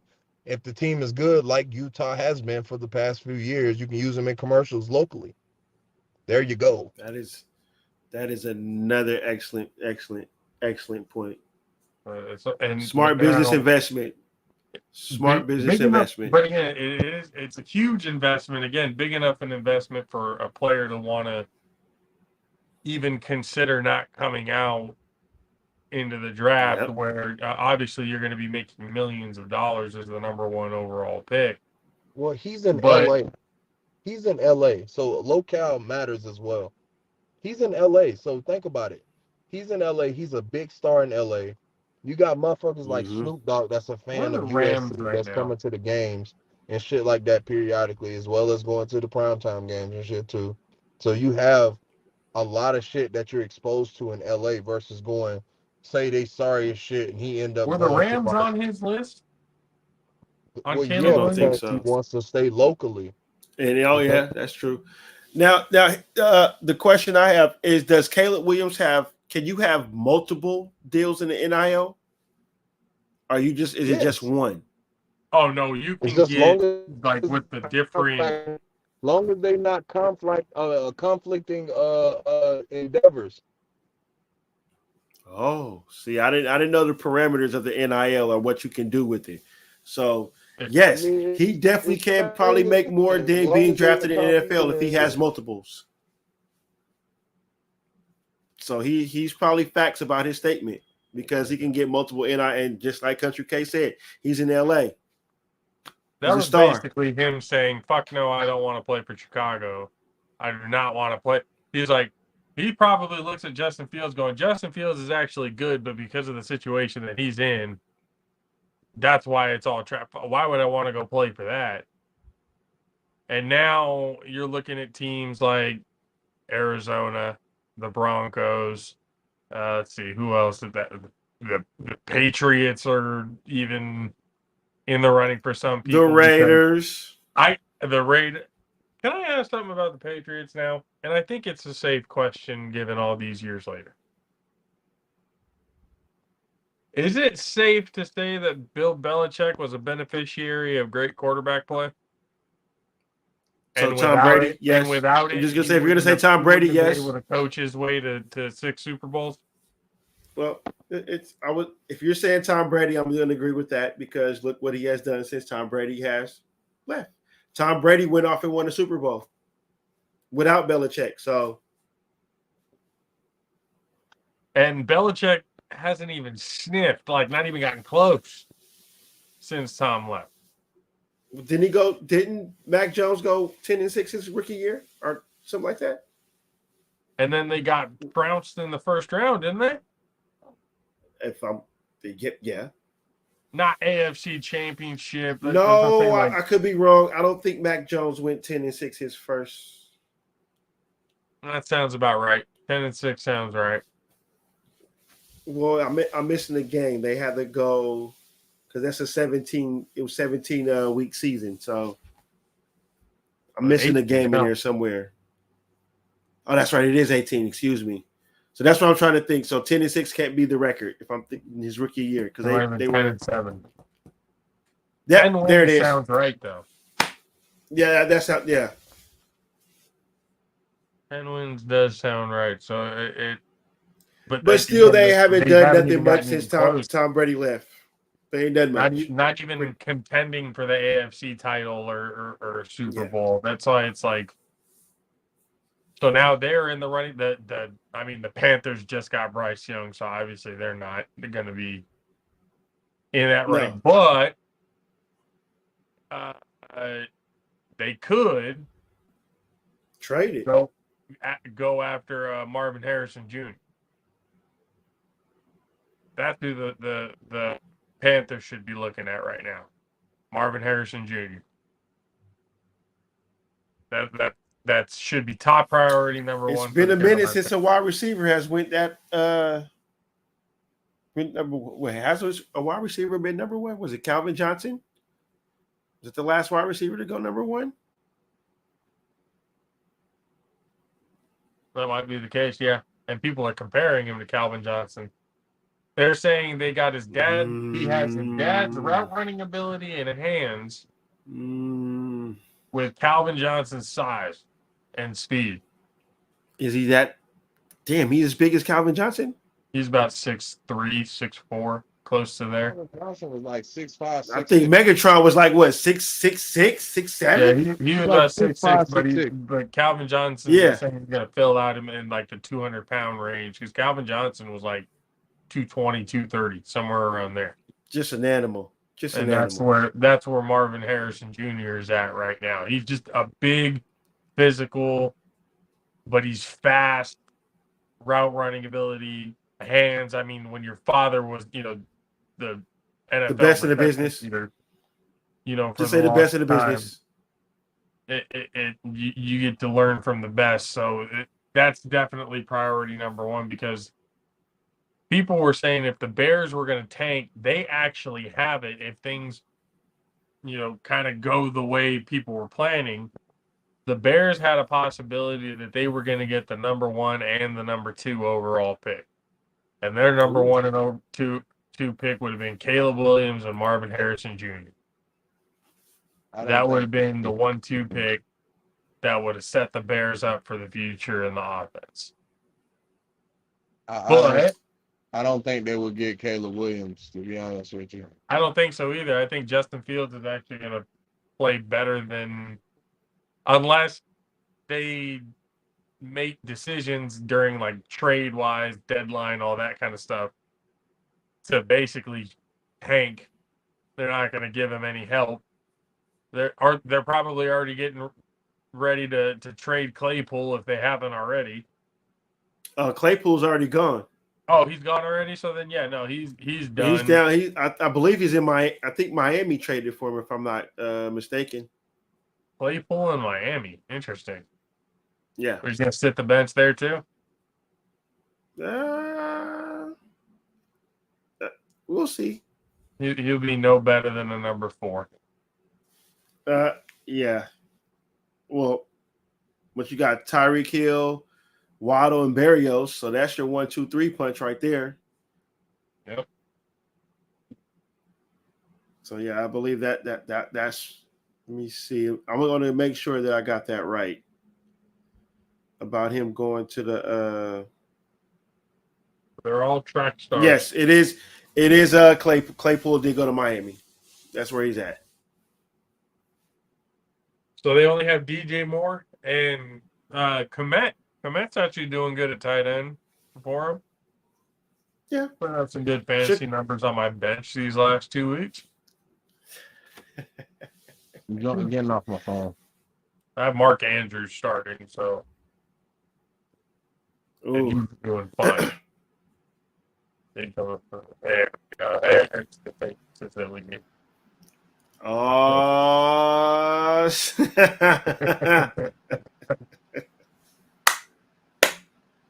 But it's I like, love it. I love it. so it's now this next year. They're saying it's probably the deepest quarterback pool in a long time. At least, You know, I think everybody's going to be looking at Drake May coming out of North Carolina. If Caleb Williams ain't coming out this year, it's going to be about, I think it'll be Drake May. He might be the hottest commodity coming out if he decides to come out. well, are people seeing something in Drake May that I'm not? I just think where he plays, that's what's going. Because I don't know what it is. It's just there's not really a whole lot about Drake May that I look at and go, oh, yeah, this guy's going to be a future franchise, Hall of Fame quarterback one day. Like, I don't. Possibly because some of the throws he makes. Right. That's about the only thing I can. You got to look at it. You got to look at an aspect of like, look at what he has right now, and look at what he's able to do with the weapons that he currently has. Now, if you put bigger, stronger, faster with him, what is he able to do with the right tutelage? And he get bigger, stronger, faster. Like, what is he going to really become? And I think that a lot of these guys, the quarterback pool is pretty deep. And I think that's the same reason why the Panthers drafted Bryce Young, for the same thing that Country K said about May. What could he possibly do if he had a little bit more? That's a taller though. And but I believe, but you know what though, he's a leader among men. They showed the video. I don't know if it was last week or the week before, but they had a video of him, and he was talking to everybody, I believe, on the offense, and they were listening. There was not another person wandering with their eyes or nothing, and that can go a long way. I'm not saying that's going to make him a top 5 quarterback, but just seeing that just shows me another reason why the Panthers drafted him, because I believe they believe he can lead the men. He can take control of that locker room. I think people are not. I would have took CJ Stroud number 1. And you seeing that in Texas. And that's the reason why I took CJ Stroud. That man has thrown for 300 yards since week 1. He's going to be something. I would say I don't think people are talking enough about CJ Stroud. What he's doing right now is pretty damn good. He on the Texans, and that's why we won't see that train really going that far. So it's like, you playing well, but to be all the more that impressive. I mean, you playing well, but we know you ain't really going that far, bro. I appreciate it. Like, when you get in the playoffs, then we'll believe you. That's facts. CJ Stroud's going to be one of those types of quarterbacks. Not this year. I think he'll be good.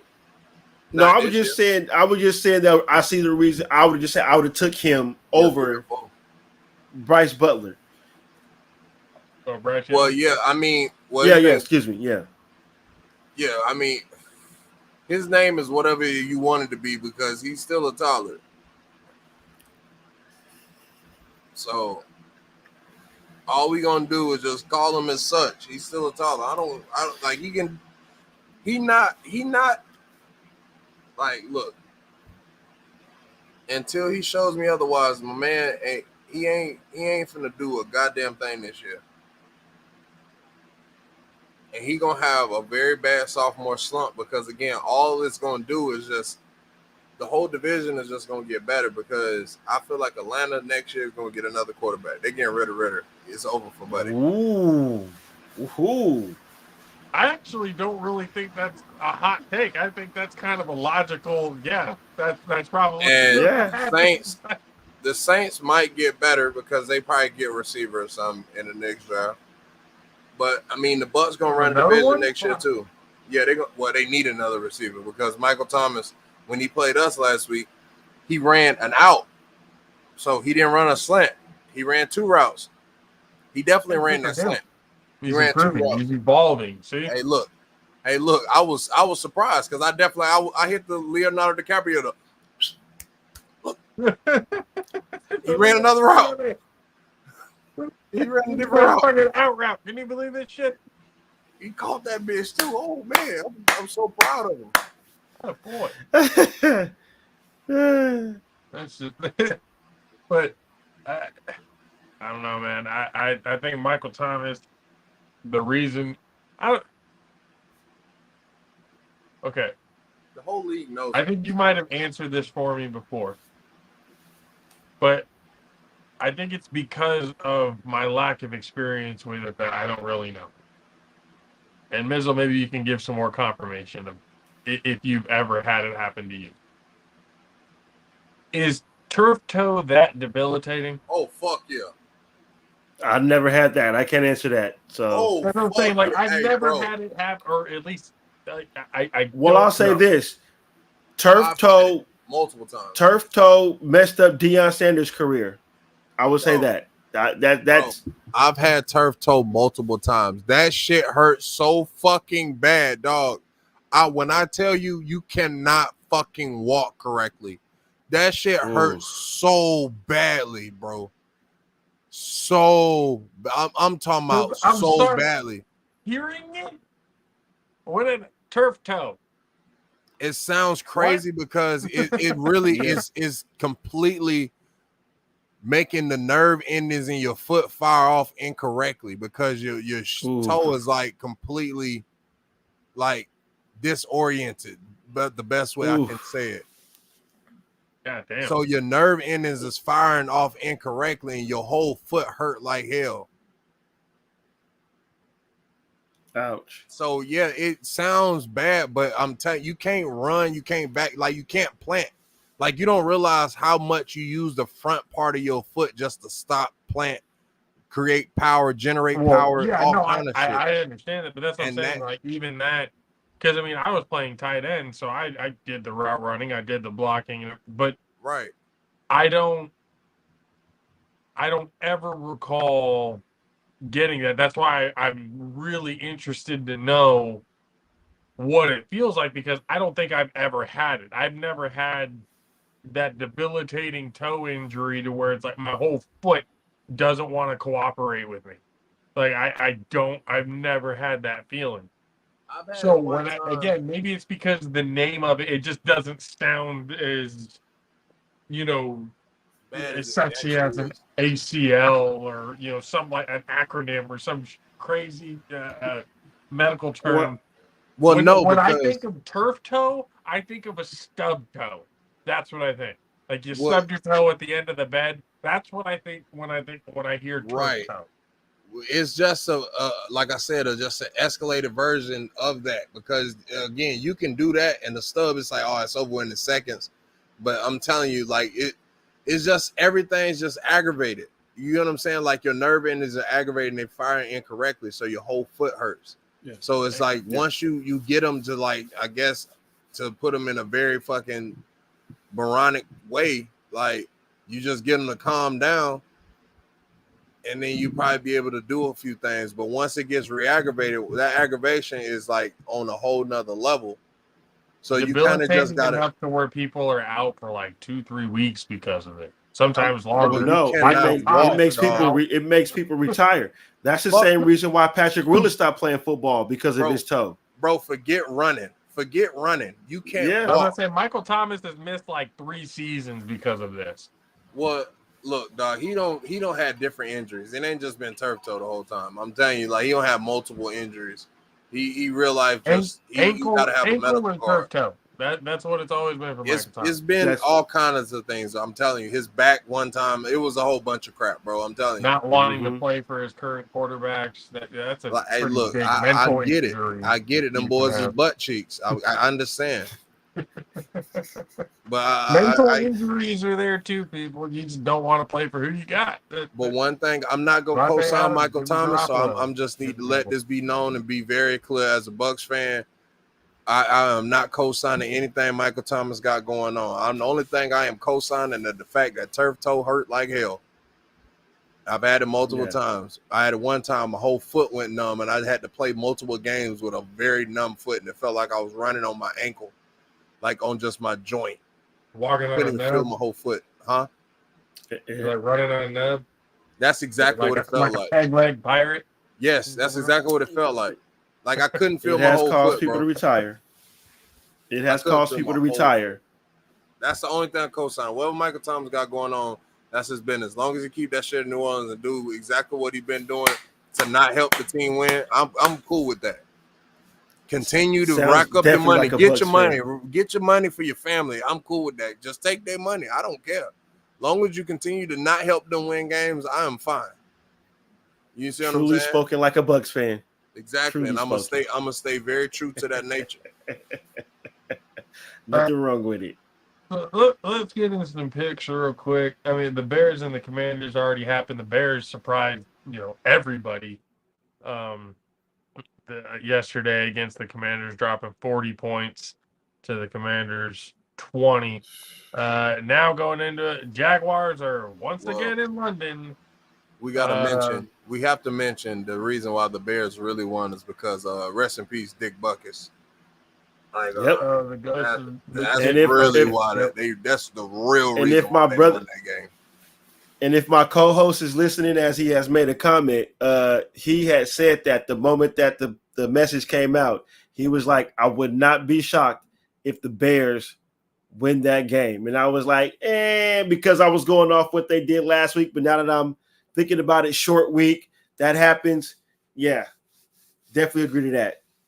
That was a momentum or winning for the Gimper type kind of game right there. That was definitely one of those moments, and the Commanders, unfortunately for them, were on the receiving end of a DJ Moore 230-yard, 3-touchdown night.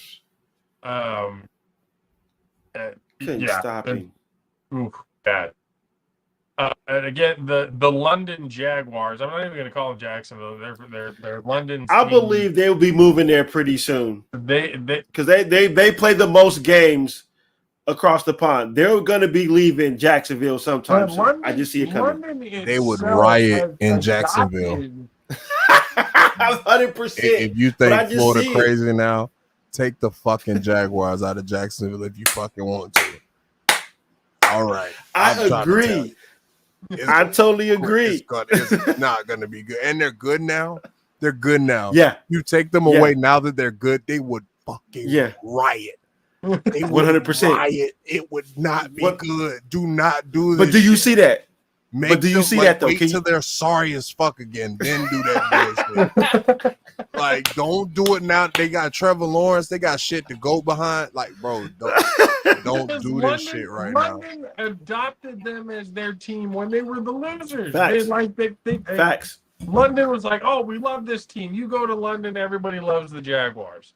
So, but I do agree. Like, wait till they suck again, because at least the people in London, they don't care either way, because, again, they love the team regardless. No, not at all. I don't give a fuck about them Brits. I give 100% about my state, and I care about my state and not us looking crazy as shit. And I promise you take them the fuck out of there right now while they good. They are going to riot. It is not going to be good. They sat there and be sorry for all them years. They watched Fred Taylor go through all that shit. Them boys was there through all of that bullshit. And you take them now. Jimmy Smith. They was good. They was good a couple years of Blake Bortles and Jalen Ramsey and them. Then that shit blew up very quickly. Yeah. Then they went back to being sorry as fuck again. Now they got Trevor Lawrence, and you take them away. You take them away right now. Did you guys happen to see the that Toy Story version of the game? I did chime in a little bit. It was pretty neat. I'm not gonna. I was gonna say I was actually not bad. Impressed how they got it done. It was better than Nickelodeon. What Nickelodeon does. Happening live feed. That's what I was like. I'm actually kind of impressed that they were able to pull this off. Honestly, it was almost like if you're pulling up on your phone the game stat, and you know how how the ball moves and stuff like that, but you just had some form of a computer version. I wonder if they have fucking like advanced like Yes. CGI You said like advanced? things in the Yes. advanced Anything CGI after like advanced, type of yes, they situations have. in their It was jersey advanced. to be able to fucking track their movements for all of the players. Like I feel like that'll be dope as shit to be able to do that for Toy Story, to be able to just have that and shit all their jerseys so they be able to fucking mimic the shit on live stream. That should be dope as hell if that's what happened. But because I was possibility. I was looking at the play that Bijan Robinson juke, which I was like, oh my lord, like that man needs to sit on the fucking sideline and just not come back into the game after that. When they put the side by side of how the Toy Story version of it looked, it was identical. Like the way the body moved and he did this, the whole everything was identical. So Country K, you could be right. They could have did that to the jerseys, especially if because I only seen bits and pieces of it. But if what the jerseys, well, if how JP is describing it, I believe that's something they could have did. I wouldn't be shocked. Technology nowadays is just way ahead than what it needs to be. So that could have happened. I was looking at that going like, this is pretty freaking insane what they're doing with this. And I mean, the kids loved it. I'm not gonna lie. You gotta remember what's coming up. That was just a test run. Cool. That was just a test run. You gotta remember what's coming up. This is October. Remember, we still have Thanksgiving coming up. You got all those games. They definitely finna do some shit kids related because the family's gonna be together. Have some more shit. You got Christmas coming up. They're definitely doing something. And the very next week is New Year's. Oh, they're definitely doing something. The NFL is trying to get all of this fucking all games. In all games, because remember, we still got a Black Friday game coming up this season too. Well, we'll have football Thursday, Friday, Saturday, and Sunday, and Monday. This is just get. NFL is about to do something. Football is nuts right now. Yeah. Like this is just absolutely ridiculous. So like you got the Jaguars and the Bills. Scoreboard. The Jaguars because they don't like losing in London either. And so I kind of liking the Jaguars in this situation. Who you guys got? I'm gonna take the Bills because I believe their chemistry right now is starting to gel, and they're starting to get Stephon Diggs the ball more. And if you get Stephon Diggs excited and going, that one pass he took and he just broke through like 3-4 tackles and got to the end zone. Yeah, they're one good running back away from being legit. If they were the ones who traded and got either Saquon Barkley or Jonathan Taylor, the Bills would be ridiculous. Yeah. I'm gonna take Jacksonville. Ooh. I'll be the lone wolf on that one. Jaguars. I think I'll take it. I think that flight might get with them boys. And I don't necessarily think that's it's just right, gonna, because it's just gonna dampen their shit. I don't think it's gonna do that. I just morely think they just gonna be like, I don't know how to explain it. This is I know exactly how you feel it because Jacksonville didn't come back home. Yeah, Jacksonville stayed. They didn't come back to Florida. They stayed. I'm talking about the Bills. So they got a little bit of advantage on that. I didn't think about that. Look at the Jaguars using home field advantage, even though they're the away team. I think the Bills gonna come with their offense though. I think, but again, you could get a bad Josh Allen. But I'm sticking with. I'll be the lone wolf. I'll stick with the Bills. And you got the Texans and the Falcons, both of them 2-2. They're in Atlanta. Atlanta is at -1.5. That's nasty. And the over/under is 41.5. That's nasty. So they say ain't gonna be no defense in this game, really. Game to watch. They're basically saying no defense in this game. And to think one of these teams is going to have a winning record after this week. That's how disgusting this is. Either one of these teams should have a winning record. It could be a tie. Don't say that. It could be a tie. Ain't gonna be no tie. Crazy things about. I'm gonna ride with the Texans. I'm gonna ride with CJ Stroud. I'm going with Texans. I think them boys gonna put up like 30 points on them boys.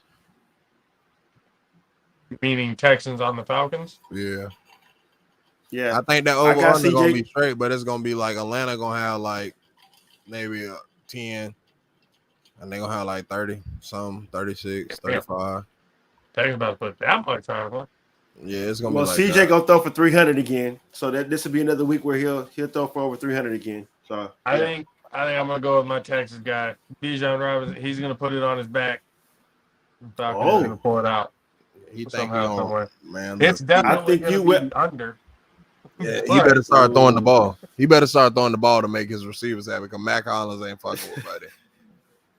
He ain't shaking his hand. I don't care. somebody That was give in the Kyle game. Pitts some love, please, for fantasy Man, purposes and for his sake of being on your team. If not, trade his ass, please. Jesus Christ. man, look, Doing they that don't give a man fuck service. about none of that. They about to get another quarterback. It's cheaper to get another quarterback in this draft. I'm telling you. It is way cheaper to get another quarterback. That's what they about to do. A heavy quarterback draft that's coming out. Ooh, Desmond Ritter, you was a chance, baby. Y'all was good at Cincinnati. Some people have put it out there that there is a possibility that it might be the first time in a long time, if not the first time ever, that there will be at least 10 quarterbacks going in the first round. Shit. Look, 10 I don't quarterbacks. think it's going to happen based on the team needs and everything else like that. I don't think there's. That's the first 20 picks. Yeah, I don't think there's 10 teams that are that desperate for a quarterback in the first round right now. You got to factor in 5 O-lineman. maybe, but 10. O-lineman, good receivers like Marvin Jr. You know what I mean? You got to factor in all those guys. So and some defense. they getting another quarterback. Atlanta getting another quarterback for sure. They're not gonna have later than 20. They're not They're gonna be number. Ritter They're a gonna be a fourth single rounder? digit. Ritter was a fourth rounder, wasn't he? I think he might have been third, but yeah, round at it. he was third or Whatever fourth. happened to Malik Willett? Is he still in Tennessee? Yeah, but that's fucked up. Yeah, I think he on the practice squad. I think They he did- the they emergency did crazy. quarterback.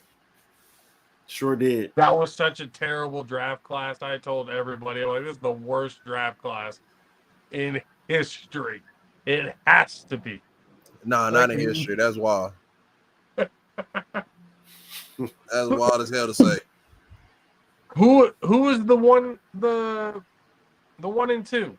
It was Trevor Lawrence, and who was after that? Zach fucking Wilson, and then nobody else until the third. But you round. making it Malik seem Willis, like Zach Wilson has somebody to teach him how to be a quarterback. regardless of the fact, I'm just saying, like, that's probably as a collective, the worst draft class that's ever been produced. It was terrible. I can't agree with that. I don't know about worse. It's been worse draft class than that as far as quarterbacks for sure. Because again, like I said, if Zach Wilson got promised, especially how you've been playing, That you get draft somebody class that's had able to one. do something. Trevor Lawrence, one. You only saying that off of a couple years of play with Zach Wilson with nobody to teach him how to be a quarterback until now. Still does it with Nathaniel Hackett, but that's this is like my Baker argument all over again. You got to let people get a chance to be able to get around somebody that's going to teach them how to play quarterback. You can't just expect them to come in a bad situation with nobody to show him how to play quarterback with a defensive-minded head coach. That's like you don't. I'm sure Corey Hammond would come in here and tell you Zach Wilson stinks, and I would agree with him. Yeah, because again, he's gonna sit here and make a few jokes about how he like banging people's moms and stuff like that. He go, you know what I mean? Like Corey gonna make a couple jokes on the stuff, but it's like I said, if you just got to get him to get around somebody that's going to teach him how to play quarterback, bro. And it seems like he learned something from Aaron Rodgers in the offseason. Facts. I believe he's grown up, because if you saw that clip where he said, I lost us the game, and he went on the podium. Accountability. Just last year, he wasn't taking up no accountability. Right then and there, that's growth. Just from a year from Aaron, just tutelage from Aaron Rodgers. So that's agree. what I'm saying. You got to give people time to get around the right people That's all it is. Like, it's the same thing. Like, you got to be around the right people and be able to play early and play well and be able to do the right thing. So it kind of like falls into your earlier point, which you was making about Brock Purdy, like being able to do the right thing. Like, you know what I'm saying? He got to get in the right system to be able to do the right thing. Somebody got to teach him how to play.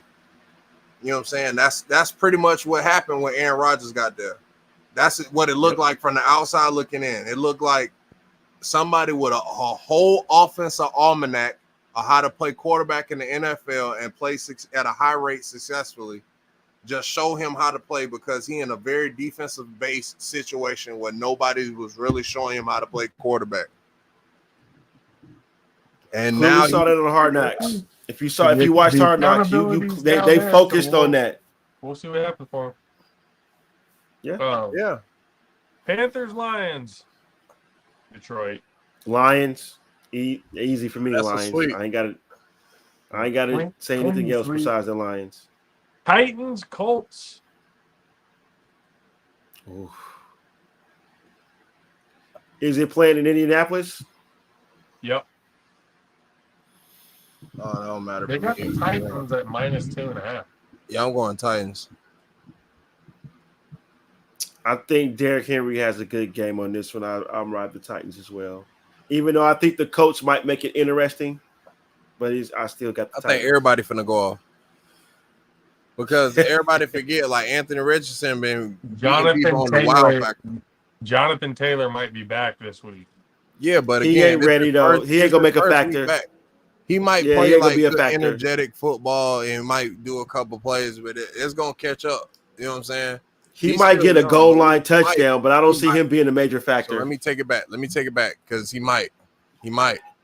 We'll see though. But again, He might be trying out for another team to trade for him. neither one of them Now to guys. get him hurt.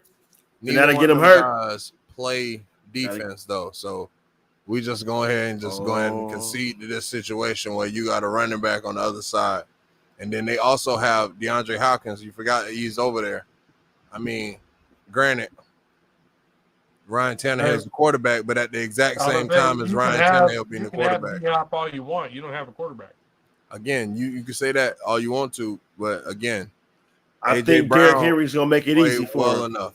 And DeAndre Hopkins played the whole season when he only dropped one pass. So we know he know how to catch. Tannehill just got to get in his area. He just kind of just got to get in his area at this point. And if Kyler as bad as you say he is, Josh, he played with Kyler multiple years. And Kyler's backups. Ooh. Hell, what did he have when he was with the Texans? I mean, he had Deshaun Watson for like 2 years. Yeah. Before the allegations. Yeah. Before the massage. So I'm still right with the Titans. I'll still stick with the Titans. I am gonna go with the Colts. Lone Wolf in Anthony Richardson might have one of those games that'll surprise people. I wouldn't be shocked though. I wouldn't be shocked. He gonna win a lot of games on the wild factor, and you don't have no tape on him like that. Other than college, and he ain't played that much in college, so you really don't have much tape on him. So that's kind of how he win the games right now. One of those players that kind of falls victim to, like, once people kind of get tape, it's it's gonna. I mean, because it's gonna come down to the roster. Now the roster ain't even strong enough like that. They ain't got a strong enough roster. So once you get tape on the wild factor of him, he out of the way. Now it's like, well, we know what the rest of your shit can do. That's the Andrew Luck factor. Well, not necessarily. Andrew Luck was a real good quarterback. I'm more saying that you were saying the roster. They didn't put the roster around Andrew Luck. Yeah, the whole roster that they needed around him was 5 fat motherfuckers that need to be right in front of him. They didn't get those motherfuckers lined up. They didn't get him no help. They didn't get him no help. Wayne were not bad. Well, as receivers, yeah, but I'm talking about that old line. That old line. He had no help up front though. He was running for his life. If they would have got an offensive line, Andrew Luck could have took them motherfuckers as far as they wanted him to go. He could have been that dude because Buddy was real deal nice. It's the same thing in Washington with fucking dang on Robert Griffin III.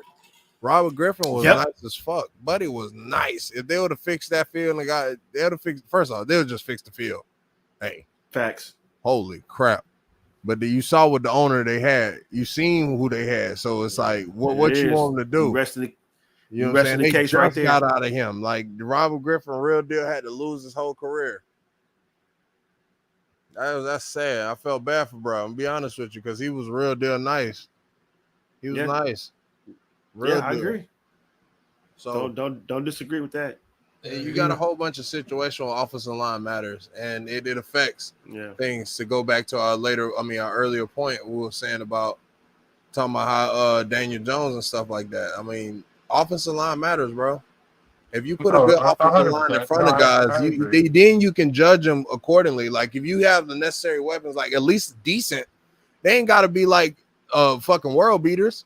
But like I said, in Baker's situation right now, that's to put a very good point to compare to Daniel Jones. Like in Baker's situation, our offensive line is not that good like that. You get what I'm saying? Like they decent though. They not going crazy but they decent. So now Baker has weapons and a decent offensive line. That's the only thing you can judge him on right now. Like, all right, what can you do? This is your real opportunity, and we got to see what you do, because we know what these receivers can do.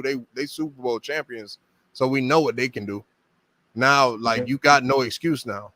Speaking about no excuse and receivers who are possible Super Bowl contenders, the Dolphins versus the Giants.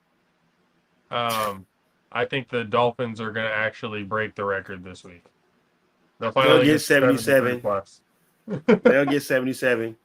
They playing the Giants? Holy shit. Yeah. In Miami. Cakewalk. Dolphins. That's Tyreek Hill probably had 300 receiving. Well, we know who we all picking, but that shit's gonna get ugly, bro. Miami is favored at 12.5. That's being generous. Now, two things. That's being generous with that game. Two things. One, you cannot put this game in prime time. You got to put this shit early morning. That's one. Two. Oh yeah, it's a morning game. Two, make sure Tyreek Hill's got his socks on. That's it. They fight, was it 17K? No, it was just $7,000, which it ain't shit. Oh, 7K. Okay. Yeah, no, he wiped his ass with that. For not wearing socks. He wiped his ass with that 7K. That was nothing. No fun league, man. Damn. Exactly. I mean, if you want to run like a Kenyan, let him run like a Kenyan. What is the problem? Like Nelly in The Longest Yard, running out the snooze. Yes. That's how it should. Let it go. Let him go. Yes. Outrunning everybody. It's exciting to watch. We might watch a 2,000-yard receiver. Let him go. However, let him go. Fuck it. Let's see it. Let him go. I hate the fact that that's about to happen, but that's exactly what's about to happen, because you called it. You gotta. The moment he said it, but the moment he said it, I'm like, damn, he gonna get that. I hate it because when he announced it, it's just he's fast. That's all it is. He's fast. That's why he's getting it. It's not like he out here fucking routing people up. He ain't Randy Moss and shit. Like he's real deal, just fast as shit. Go routes, bubble screens and go routes, slant routes.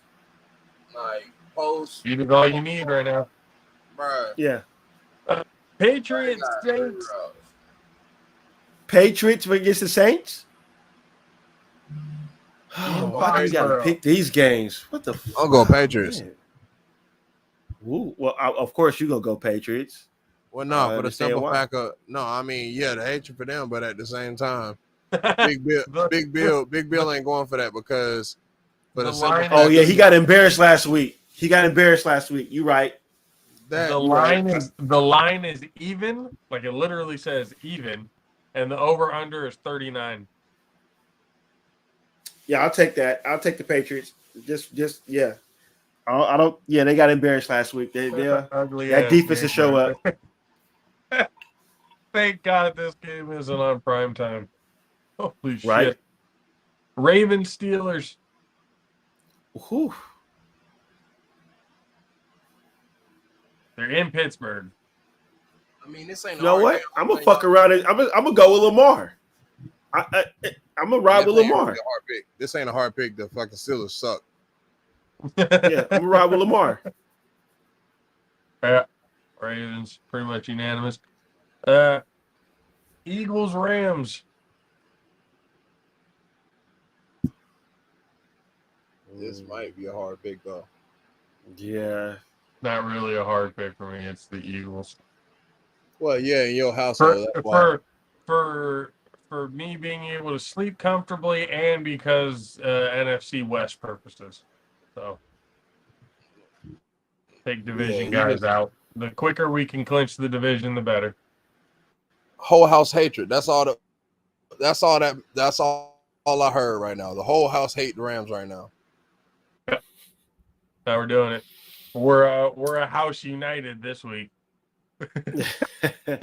I'm gonna ride with Jalen Hurts because I'm gonna ride with Jalen Hurts because DeAndre Swift is playing damn good football right now, and as long as they continue to feed him, that's gonna open it up for AJ Brown and Devontae Smith. So, Cooper Kupp I'll ride with the Eagles. That ain't gonna make a difference. Cooper Kupp and Puka Nacua. It'll help, but it'll help. But I don't think that's gonna make a difference in this game. They'll get their rhythm back when they play somebody that really ain't that damn good on defense. 2 weeks down the line, that'll result, but not now. Mm-hmm. Bengals, not right now. Bengals have been playing like shit. Bengals and Cardinals, but the Cardinals have been playing positive football. Cardinals are a little bit better than their record says. I would agree to that.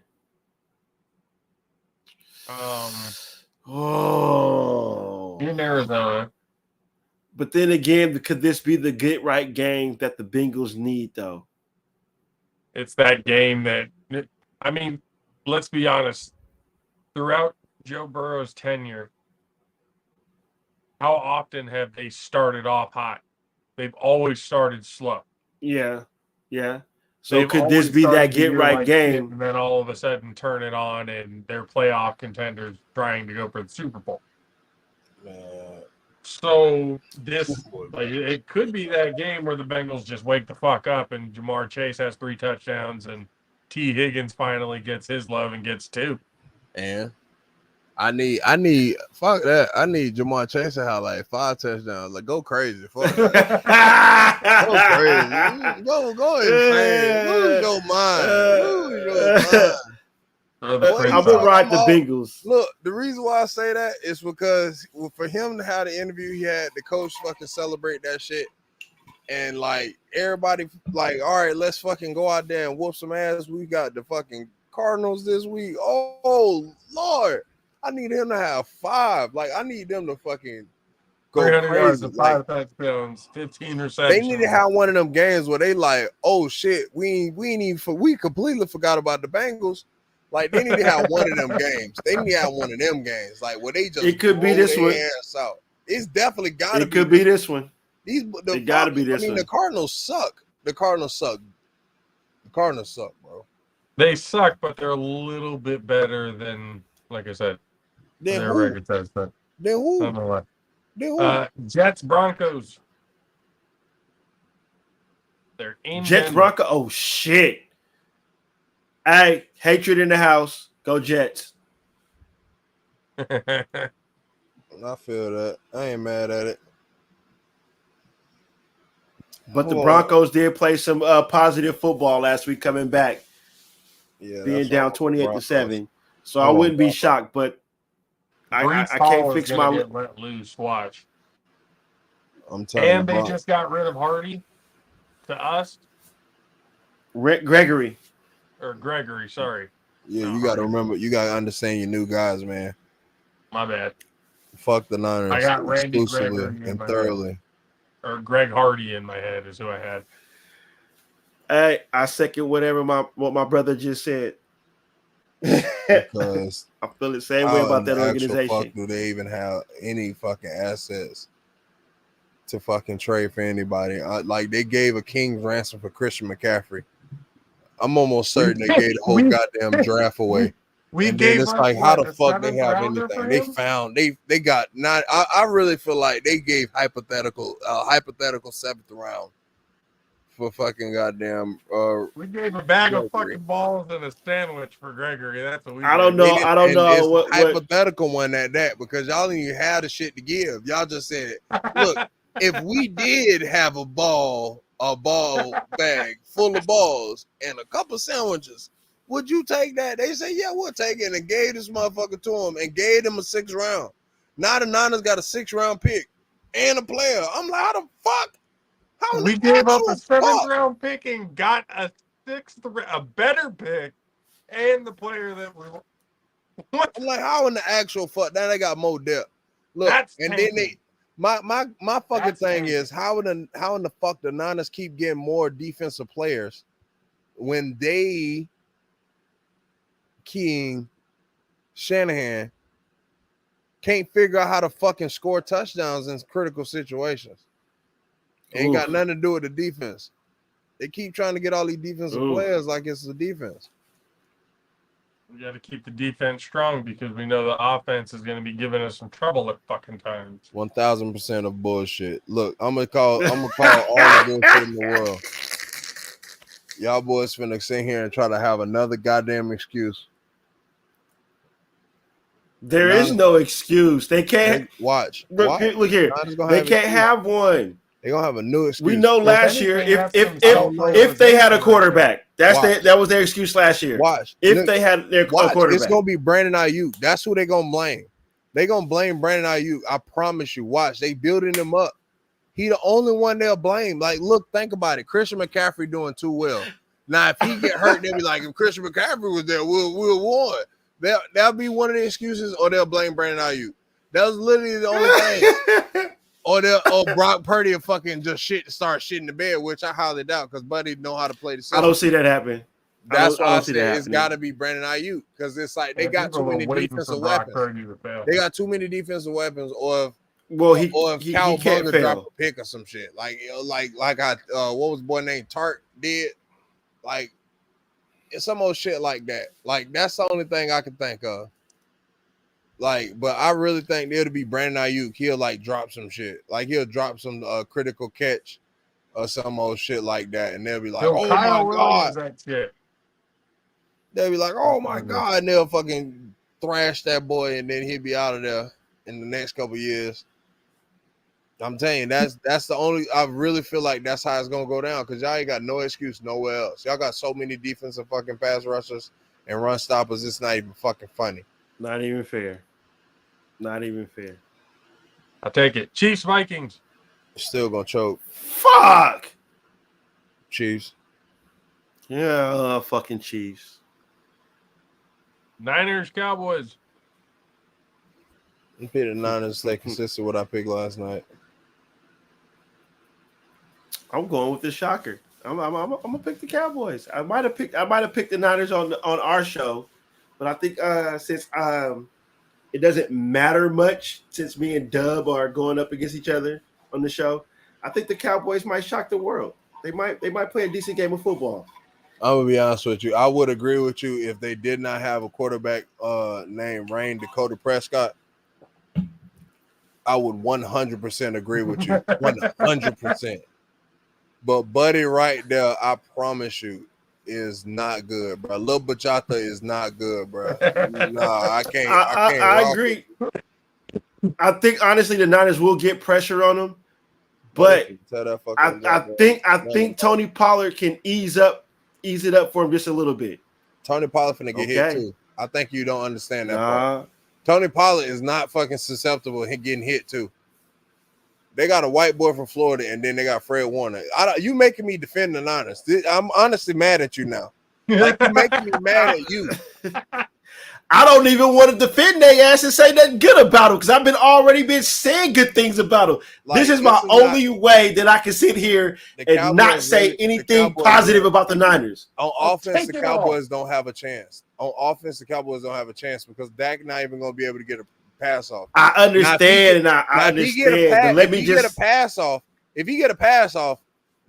bets are off because they got a better receiver than the Niners got DBs because the Niners DBs ass. So Country K. Let's slow down. Can I actually? Let me just say this. What's up? Let me just have this moment to where I cannot give the Niners the credit that they deserve because I do enough of that shit on my own show. As a So I'm on y'all very show. deserved I'm on y'all show just trying to Get your real not emotions out. continue to give the Niners their due because I already picked their asses to win the Super Bowl on y'all show and my show. back into my team. I Let's just slow love it. down. Let's slow down. I mean, B Rabbit is gonna be Rabbit at some point. He's gonna choke that fucking goddamn playoffs off. It's gonna happen. Round But it ain't gonna two, be sweet because it's I don't prime think NFC so. time Championship. He in chokes it Sinclair. off. It's over They with. losing They prime gonna time. choke it off. I'm telling you. I'm like, you gotta mark week 5. I'm calling that shit now. They gonna blame. It's gonna be one of those 4 factors. CMC get hurt. Brandon Ayuk drop some critical Ooh, moment. don't wish that on the Niners. But look, Ooh, CMC consistently got hurt, and the Carolina Panthers due to overuse. he is prone. The He is Niners prone. are literally He's overusing the prone. fuck out of Buddy right now. They 100%. overusing the shit out of CMC right now. The man literally won the game last week. CMC was doing But that he ain't same taking shit that in many Carolina. hits though, because this fool ain't getting touched. I feel that. He getting easy touchdowns. I feel that. But that's right now. Understand Later that. down the line, I understand what you're saying. I But understand what you're saying y'all though. playing sorry ass teams that can't match up and actually fucking defend themselves against y'all. You see what I'm saying? Like that's morally why y'all having these situations. Well, it's like when you have tougher games, and you actually gotta really game plan. Like y'all have good games where guys he still gets free and shit, but he also gets hit. Like those factor in too. He gets hit against those better teams because they got good coaches and good players over there too, so they able to still hit him. He ain't running free everywhere. You see what I'm saying? That's facts. That's facts though. That's all I'm saying. I'm not saying he's, you know what I'm saying? By the time y'all start playing these good teams, it's gonna be later in the season. So now his legs are gonna be at the fucking overuse mark. His top of his body might not be, but he's still running those same miles, bro. That's 100%. All I'm saying. That's the only reason why I said that on my list. No, you're not lying. There's no disagreement in that statement. I totally agree with that. Out of all these games, you have a rivalry with like the Ravens and Steelers and like all the games and stuff like that have come out this week. The Monday night game are the Packers and the fucking Raiders. Well, if you think about it from 2 factors, they expected the Raiders to be better. This is not a good Monday night matchup. You want to bring people in for primetime TV on Monday Night Football, an American staple, and you give us the Packers and the fucking Raiders? Somebody before this season, before this schedule was put out, literally sat there and thought, you know what would be a really good Monday Night Football game? The Packers and the fucking Raiders. Well, yeah. Aaron Rodgers isn't on the team anymore. Derek Carr's not on the team anymore. Both teams are kind of in a rebuild stage. Yeah, let's put them on Monday night. Faith in Jordan Love, and then they thought that Jimmy G getting back with Josh McDaniels was going to be better with Devontae Adams. That's kind of how they looked at it. Probably. And it's the Devontae Adams versus the Packers. That's way too much benefit of the doubt. And it's Devontae Adams versus the Packers. That's kind of, again, also there it is right there. You got so many stories that there was time with. So it's like they factored that he was going to be playing with motivation like how Khalil Mack did against them last week. Like it was going to be on that kind of level. I am not motivated to watch this game. And I understand why you're not motivated, but we're playing this division because we'll end up playing the Lions and the Bears, blah, blah, blah. But you put 2 historical franchises. That's going to be the storyline. The historical of these franchises. Al Davis, Lombardi, you know what I'm saying? The Wolves, because didn't Ron Wolf come from the Raiders? You know what I'm saying? They're going to build this Monday Night Football game. However, but I'm honestly until they start playing better football and the offense starts to complement the defense, because the defense is a top 20 defense. That's not saying much, but we used to be in the bottom 30. So this is That's accomplishment. Until the offense Very complements this accomplishment. defense, I don't see nothing going, any changing. I don't see Jimmy G making any difference with his comeback. I'm picking the Packers. So Damn. it's And that's a Raiders fan, people. yeah. But then today showed me something different. They're not. He's mad. He's mad though. I'm not mad. I am mad, yes, but I'm being more of a realist to watching football. My eye tells me that Aaron Jones is going to run up and down the field on us. That's what's going to happen. Yeah, but y'all got Jimmy G hurt though. Like he was hurt, so he ain't been really able to get his shit together. He on sat back down. You'll be running like Forrest Gump, back and forth. You know Oh, what I'm saying? Hey. coast to coast. I don't see any difference. That offensive line, they can't open holes for Josh Jacobs. Hell. They're not doing that. Our tight end ain't caught nothing but one pass. Hunter Renfrow makes an appearance every once in a while. I think 3 to 4 catches through 4 weeks. No. You're not there. The offense is not showing me nothing. The defense will doing what they've been doing last year, which is shit the pot in the first half, but shut a team out in the second half, and the offense doesn't complement that. I've seen this story, Country K, and until they show me something different, I'm not picking these bastards to win the game. Hell, Justin Fields is going to run up and down the field on us, bro. You're not under. Sam Howell is going to look like Mark fucking Ripken. Oh, man.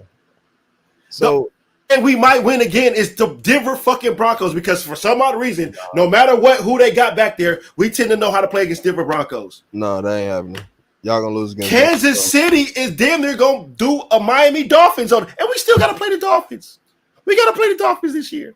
Oh, no, that's for sure. Hey, look, two things for sure. You're not. So you know what I'm saying? So out of all those games I just named, So do you see a W coming to Vegas? Yeah, he quiet. Yeah. So let me ask you a real rated question because based off of everything how you just saying, who y'all feel like y'all gonna pick overall first pick next season? I don't know because I don't trust my regime to draft anything right. They're gonna pick the fastest guy at the draft. I don't think they're doing that no more. No, we don't. We'll pick that guy later on. They'll try to get something. I mean, fastest guy at whatever position they need. And here's the thing, and I hear Raider Nation, they complain is they're talking about, oh, what if the Raiders drafted Jalen Carter? And I'm like, you know what? They can't coach shit. Jalen Carter probably would not be playing the way he's playing. He fell to the right organization, as Country K said. It's how you get coached. He's being coached how to play on the defense. We don't have that type of coach. He probably would compliment Max pretty well, to be honest with you. Well, yeah, because we do need somebody in the interior. We need some. Yeah, I think I don't know, man. Able to talk to him because I feel like you're ready with somebody. Las Vegas Raider organization. I don't know. Well, I just feel don't like think in this, as far as the pick in the game, I feel like we're gonna pack this one up because we know how Josh picking. Yeah, we're gonna pack this one up. Cheese all the way around. Yeah, cheese heads. Yeah. All the cheese heads all around. And I love my organization. Don't get me wrong. I'm gonna ride with the ship all day. We sinking yet again, but guess what? Some way, somehow, maybe when I'm old and gray, we'll be above water again, riding in waves. But this man said old and gray. Good damn.